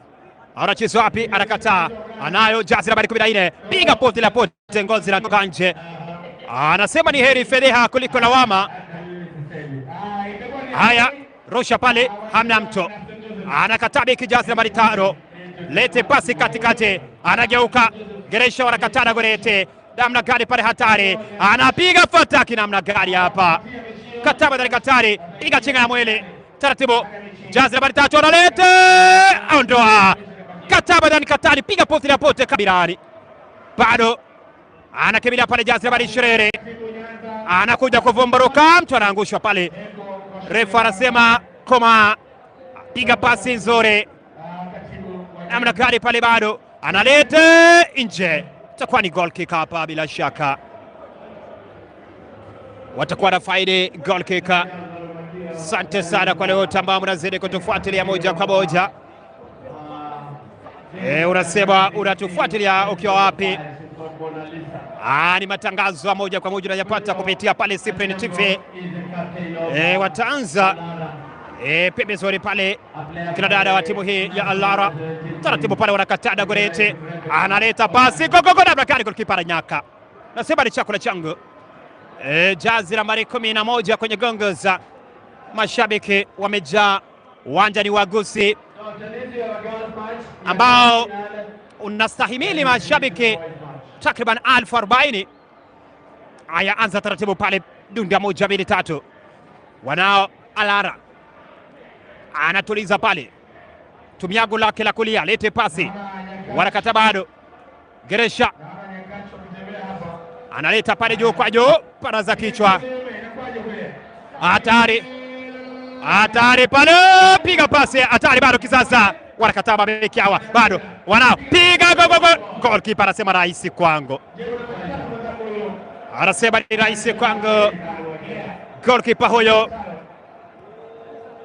Haya, leta juu kwa juu. Tuliza. Analeta pasi pale. Ondoa. Bado anaongoze. Leta juu. Goalkeeper anasema hii ni rahisi. Kama 1 2 3 hapa. Zede kusema rasi moja kwa moja unapata ukiwa wapi. Matangazo mbashara unayapata kupitia Cyprian TV. Basi asante sana. Wale wote ambao mnazidi kutazama. Hatari namna gani. La haula wanakwata. Itakuwa ni kora ya kwanza mchezo. Itakuwa ni kora ya kwanza mchezo hapa. Anautomasa mpira. Anautomasa mpira pala naika kwenye mayaka. Atakuja kuichanja kora. Jazi nambari 8 kwenye gongozi anapiga hatua chache. Analeta pale, piga juu kwa juu. Piga kichwa. Kata ondoa. Piga pote kambirani, Dura 1 2 natoka nje.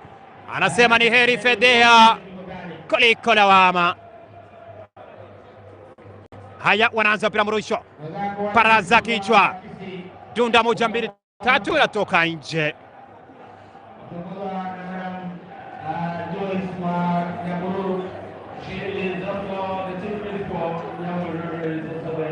Haya, taratibu. Jazi nambari 4 kwenye gongozi. Anao Jazi nambari 16. Piga pasi. Anawai Jazi nambari 20. Piga chenga kwazi na kubari. Lete lakini hamna mtu. Sema ni chakula changu hapa. Haya, taratibu. Hatari lakini goalkeeper anasema era kuja wangu pale. Kusema kuwa hapa jalibika jambo.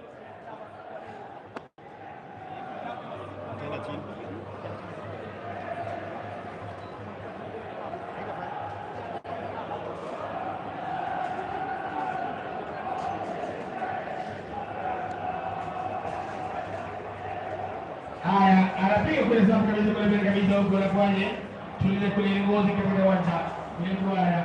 Anapiga akasema ndio kwa kitu kule kwa moja. Wanaanza tena kule kwa mbele. Anakuja kule mchezo wa Dagoretti. Mix.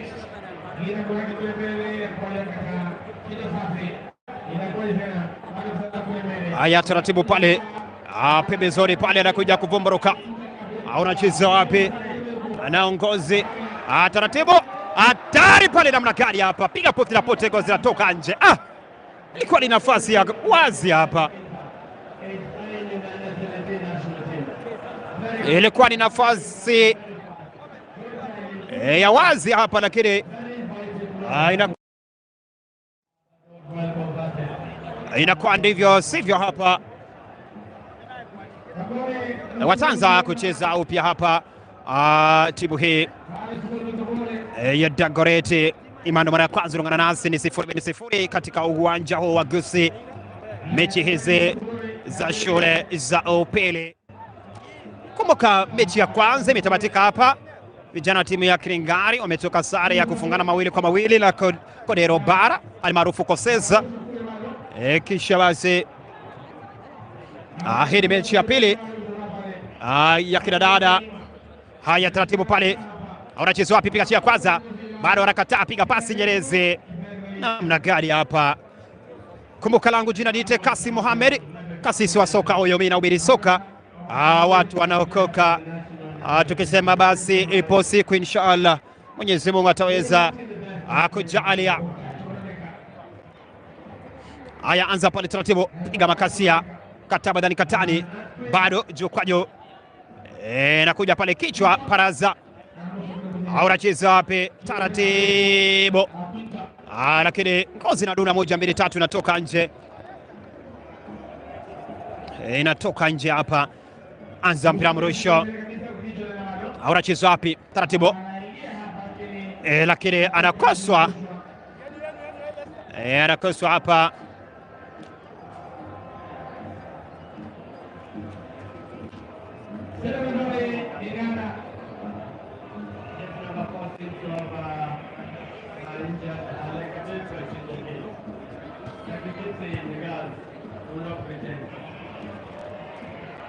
Namna gani pale hatari, lakini namna gani piga poti la pote.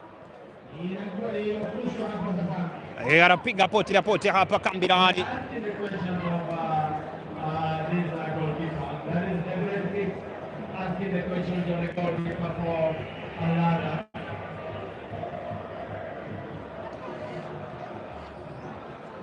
Tusubiri tuone mambo yatakavyokuwa. Tusubiri tuone mambo yatakavyokuwa hapa. Tusubiri tuone mambo yatakavyokuwa.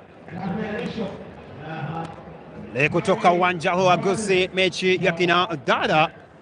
Haya, taratibu pale vijana wa timu ya Al-Lara. Analeta pasi Nyerezi, wanakataa bado. Jazi nambari 13 anaongoza, anapiga pasi Nyerezi. Anacheza wapi? Piga pale para za kichwa, anakataa beki yule Msarabu. Jazi nambari 4 anakuja kuwa katikati mwa uwanja pale vijana wa kina dada wa timu ya Dagoretti. Lakini nadunda 1 2 3 anatoka nje. Utakuwa ni mpira wa mrusho hapa. Zidi kusema nasi moja kwa moja. Kumbuka tupo ndani ya Cyprian TV live kwenye mtandao wa YouTube, vile vile pale TikTok unatupata. Mechi hii kutoka uwanja huo na uzungumzia wa Gusii. Taratibu pale piga makasia, anakuja kuwai lakini wanakataba katani. Wanao Dagoretti Mixed. Namna gani pale piga chika kwanza Lara. Lara wanakuja pale Jazi nambari 13. Anaona chezo wapi kwa Jazi nambari 4. Namna gani piga pasi lakini bado piga badani katani, wanakataa. Mambo gani haya? Hayo taratibu. Anza mikao. Tobia Kidari piga dunda 1 2 bado. Anakata pale mwana Dagoretti Mixed. Anawai pale mwana Alara. Geresha kwanza tisha. Piga pasi Nyerezi. Katikati mwa Kidwara. Piga kwa Jazi nambari 8. Analeta pale labda gari lakini piga pote la pote. Wanakataba ndani katani pale dunda 1 2 3. Anajaribu kupiga chinga kwanza ya pili pale lakini bado utakuwa bado wanaanzara. Analeta juu kwa juu. Namna gani hatari. Refa anasema alikuwa amekwisha otea offside ile, jenga kibanda kwenye ardhi ya wenyewe pasi na idhini yoyote. Anajenga kibanda kwenye ardhi ya wenyewe pasi na idhini yoyote. Naambiwa hapa pada. Haya taratibu. Ngozi inatoka nje. Zidi kusema rasi moja kwa moja kwenye mtandao wa Cyprian TV. Matangazo mbashara unayapata. Kina dada wa timu hii ya Al-Lara kadhalika Dagoretti Mixed. Hadi kwa sasa kipindi cha kwanza ikiwa ni 0-0. Kumbuka mechi ya kwanza Kodero Bara wametoka sare ya kufungana 2-2 na kina na timu hile ya Kiringari.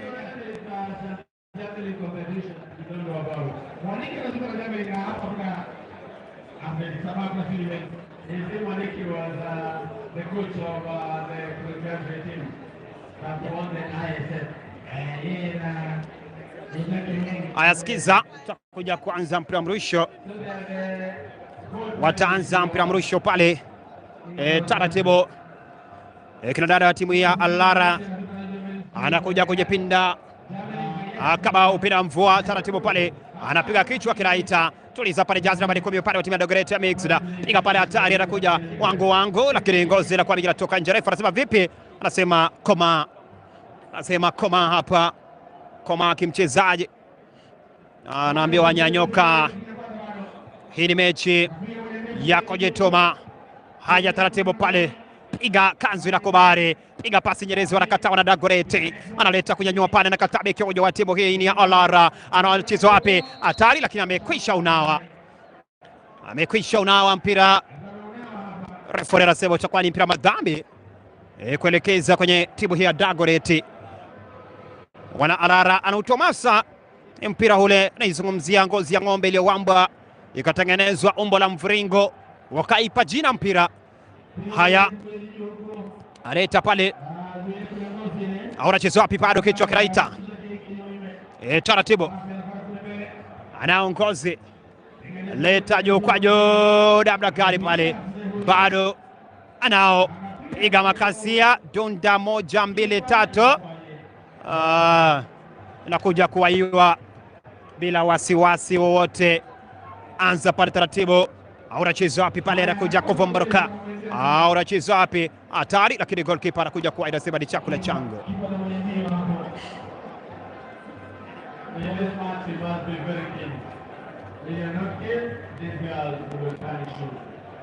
Anasema ni chakula changu. Goalkeeper anakuja kuwa mlinda lango hiyo Adawagi anasema ni chakula changu, piga makasia pale chini kwa chini. Anacheza wapi? Hatari, wanakataa, piga pale pote la pote. Ngozi bado Geresha ya kwanza ya pili, anacheza wapi? Labda gadi pale, refa anapuliza kipenga, anasema utakuwa ni mpira madhambi. Imani mwana kwanza ungana nasi, kumbuka ni 0-0 kila dada wa timu hii ya Alara 0, kadhalika timu hii ya Dagoretti mseto 0. Kumbuka mechi, tumekuwa na mechi ya ufungozi kipindi cha kwanza, Kodero Bara 0, 2-2 kunrani, waliweza kutoka 2-2. Haya, analeta pale pasi, hamna mtu, anza mikao, wanao Alara, Geresha kwanza ya pili, bado hatari kisasa, bishabisha hatari pale, wanakataa mabeki hawa wa Dagoretti, piga pote na pote pembezoni pale kulia, anaukimbilia mpira pale namna gani, anakataa pale beki huyo, jazi nambari 15 refa polisi akipenga. Kuna mchezaji yuko chini, kuna mchezaji yuko chini pale,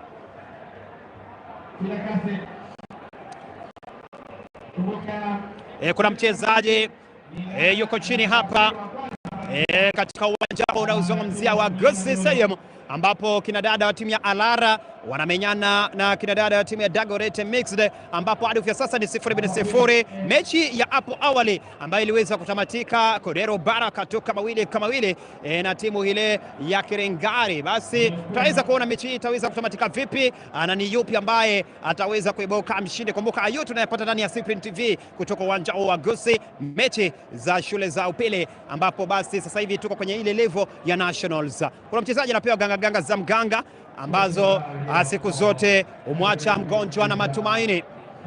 Angalau wachezaji wanapata nafasi murwa ya kupata kopo la maji, angalau waweze kupata kopo la maji. Asante sana kwa leo, tamam, mnazidi kufuatilia mtandao wa Cyprian TV. Mashabiki wamejaa kwa wingi, wamejaa pomoni, mambo ya kizidi kunawiri na kuzidi kufurahisha moja kwa moja hapa jaribika jambo hapa, mechi ambao unaambia usimtume mtoto dukani. Ukimtuma dukani basi waenda matokeo yakawa mengine. Haya, lete, wanakataa. Haya, anageuka, hatari, anapigwa kiatu, refa anasema mpira ikabu, cheza visivyo pale, utakuwa ni mpira wa ikabu.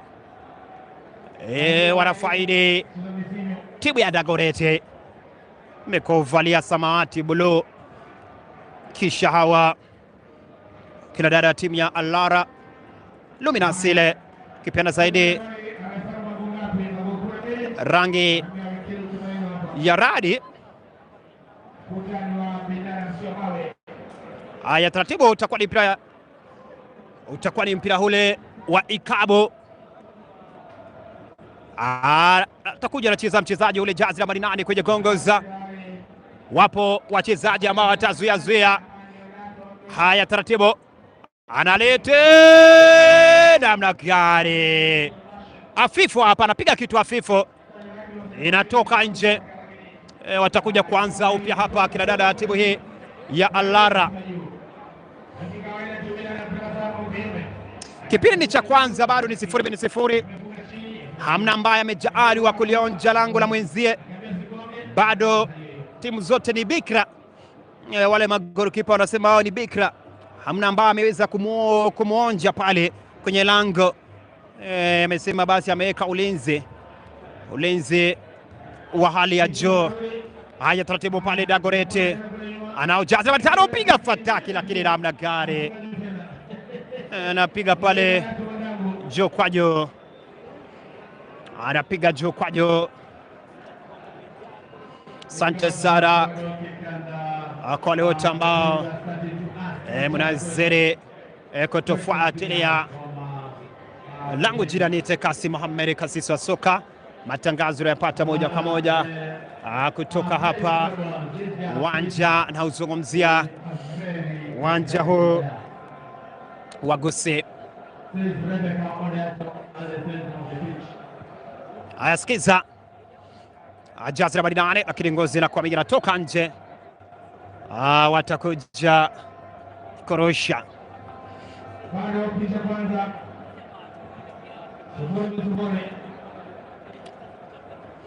Haya, sikiliza, anajipira kama upira anarusha. Taratibu. Anacheza wapi, anagawa. Jazira Badinane 6. Analeta pasi kwenye kisanduku pale, referee anasema ama goalkeeper anasema ni chako na chango. Haya, piga pale juu kwa juu, kichwa kinaita paraza, wanakataa Alara. Jazira Badinane 16. Lete chini kwa chini, lakini hamna mtu kuunganisha. Goalkeeper anasema ni chako na chango. Anapiga juu kwa juu, leta kwenye kidari, anatia makasi ya pale, anatuliza Jazira Badinane. Refa anapuliza kipenga, anasema kuwa utakuwa ni mpira wa ikabu. Wanafaidi hapa Dagoretti.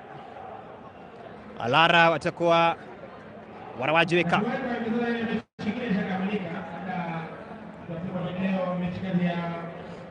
Haya, taratibu pale.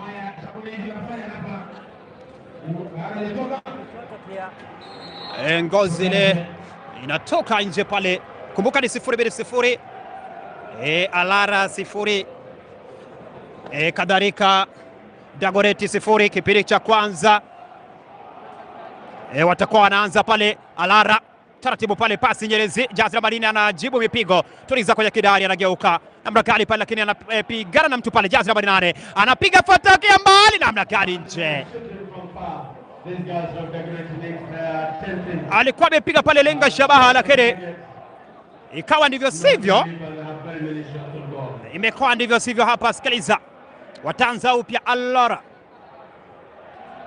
piga pale juu kwa juu, kichwa kinaita, tuliza kwenye kidari pale, pia cha kwanza wanakataa hapa. Alara taratibu anageuka pale, kataa wana Dagoretti, piga kichwa kinaita tena. Jazira Badinane 3, Geresha, tuliza, piga kisigiro kila kubali, piga mkenge kwa mzuri, piga pasi pembezoni pale kushoto, hamna mtu, anakuja kuwai beki wa kushoto.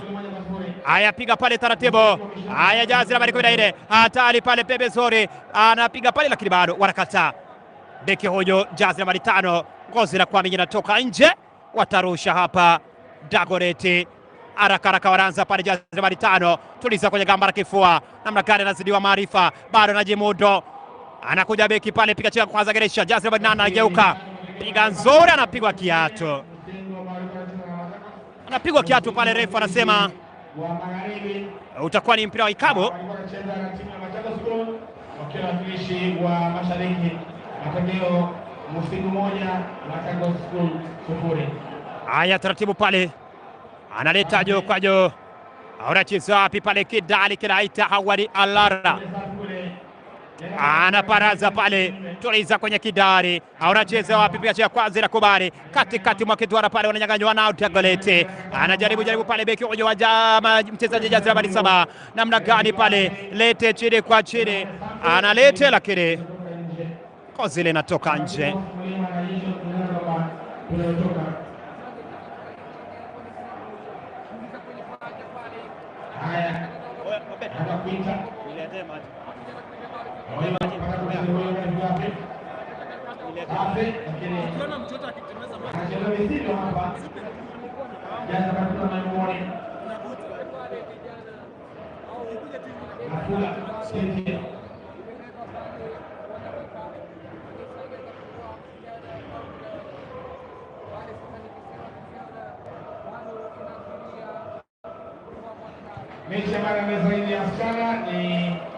Haya, taratibu pale anagawa, piga bigao mizuri pale. Alara jazi nambari 8 anapiga pale, bado wanao Dagorete apiga pasi pembezoni, wanakataa. Alara anao mchezaji jazi nambari 4 anageuka, anamwacha kwanza Hoi, piga chenga kwanza na wacha wawili. Hoi, refa anasema ni mpira wa ikabu uchezewa visivyo pale.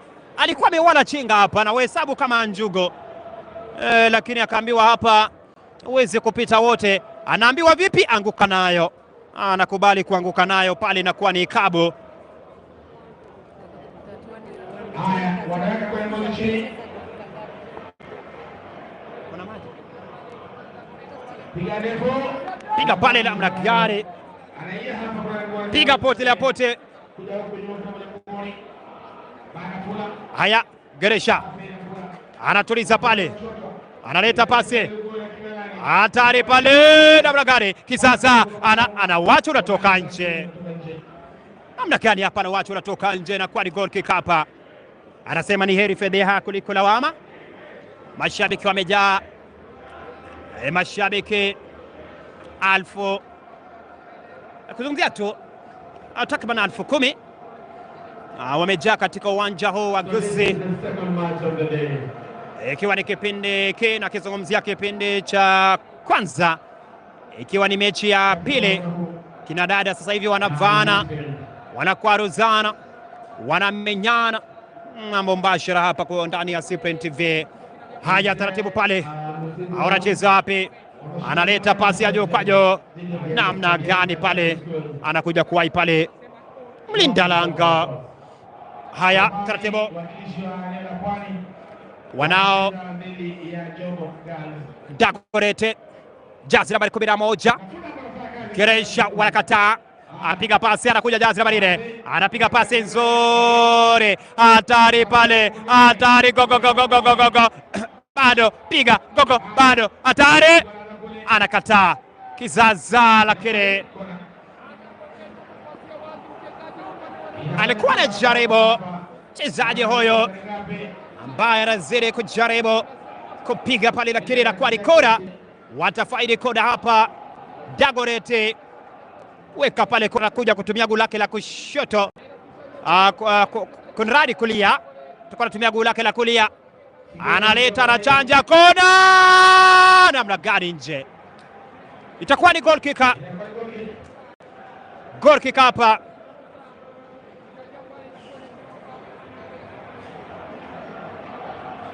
Inakuwa ni goal kick.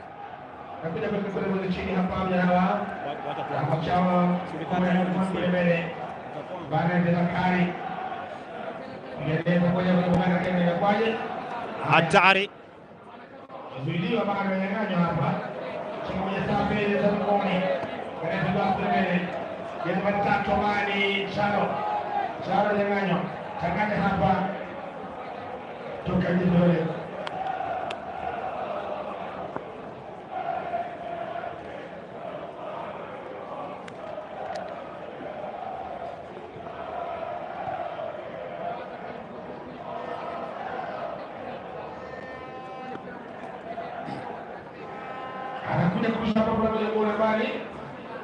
Anza mpira mrusho, lakini wanakataa badani katani hapa. Kina dada ya timu ya Dagorete anajipinda kama upinda wa mvua, paraza kichwa. Haya, piga chinga mwili, nakubali, paraza chini kwa chini, lakini tayari ngozi ilikuwa imekwisha romeza nje. Watakuja kurusha kina dada ya timu ya Alara, wamekuvalia luminance hii rangi ya radi. Taratibu pale, kichwa kinaita, anacheza wapi? Taratibu, lakini hapa ngozi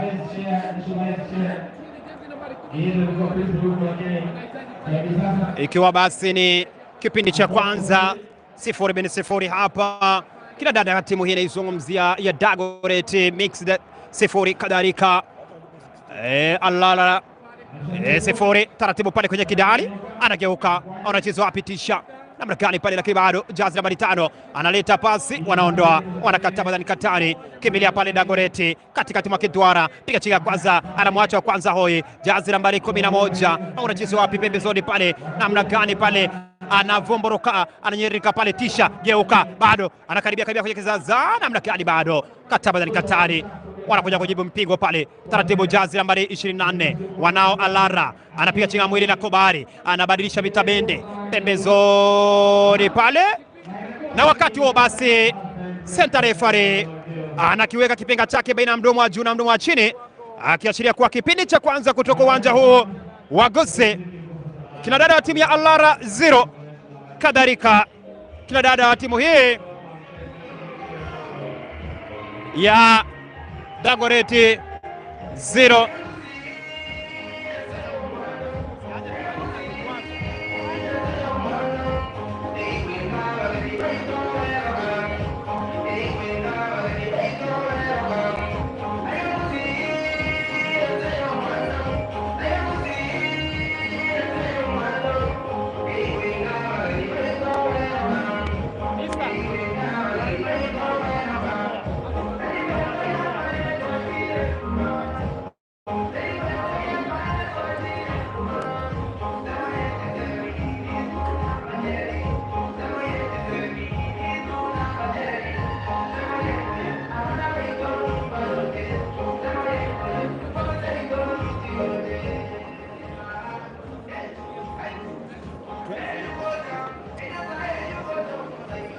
Itafanya sauti inasikika.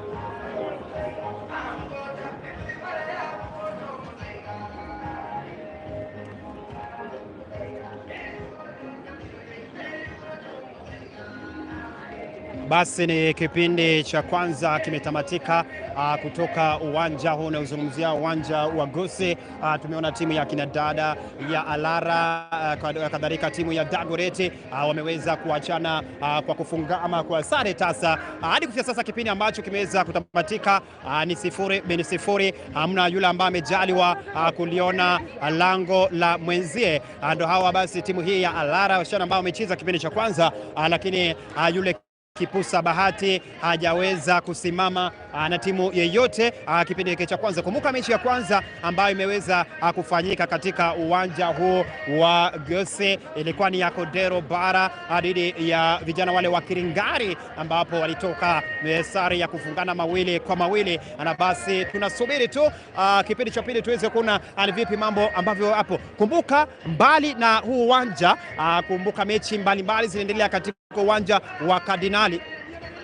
Unaendelea katika uwanja ule wa shule ya vulana ya Kardinali. Tukipata basi matokeo tutazidi juza moja kwa moja. Mashabiki wamejaa kwa wingi, wamejitokeza kwa wingi ili mradi kuja kushuhudia mechi hizi za shule za sekondari, ambapo basi sasa hivi tuko kwenye ile level ya nationals, bila kusahau basi ni mechi ambazo zilianza kama mwezi jana, zimeweza kufika hadi ile. Kumbuka basi timu ambayo itaweza kufuzu kutoka hapa kutoka nationals itaweza kuelekea pale kwenye East African pale Rwanda, itaweza kupeperusha bendera ya Rwanda pale, mradi kuweza kuona mambo yatakavyokuwa, na tunasubiri basi kipindi cha pili tuone ni yepi ambayo yatakuwa yanafanyika katika uwanja huo wa Gusii. Basi tutakuwa na rejea hapa na kipindi cha pili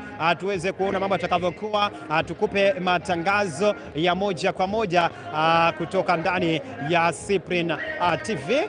Basi tuweze kupumzika kwa muda, tutaweza kurejea hapa kipindi cha pili.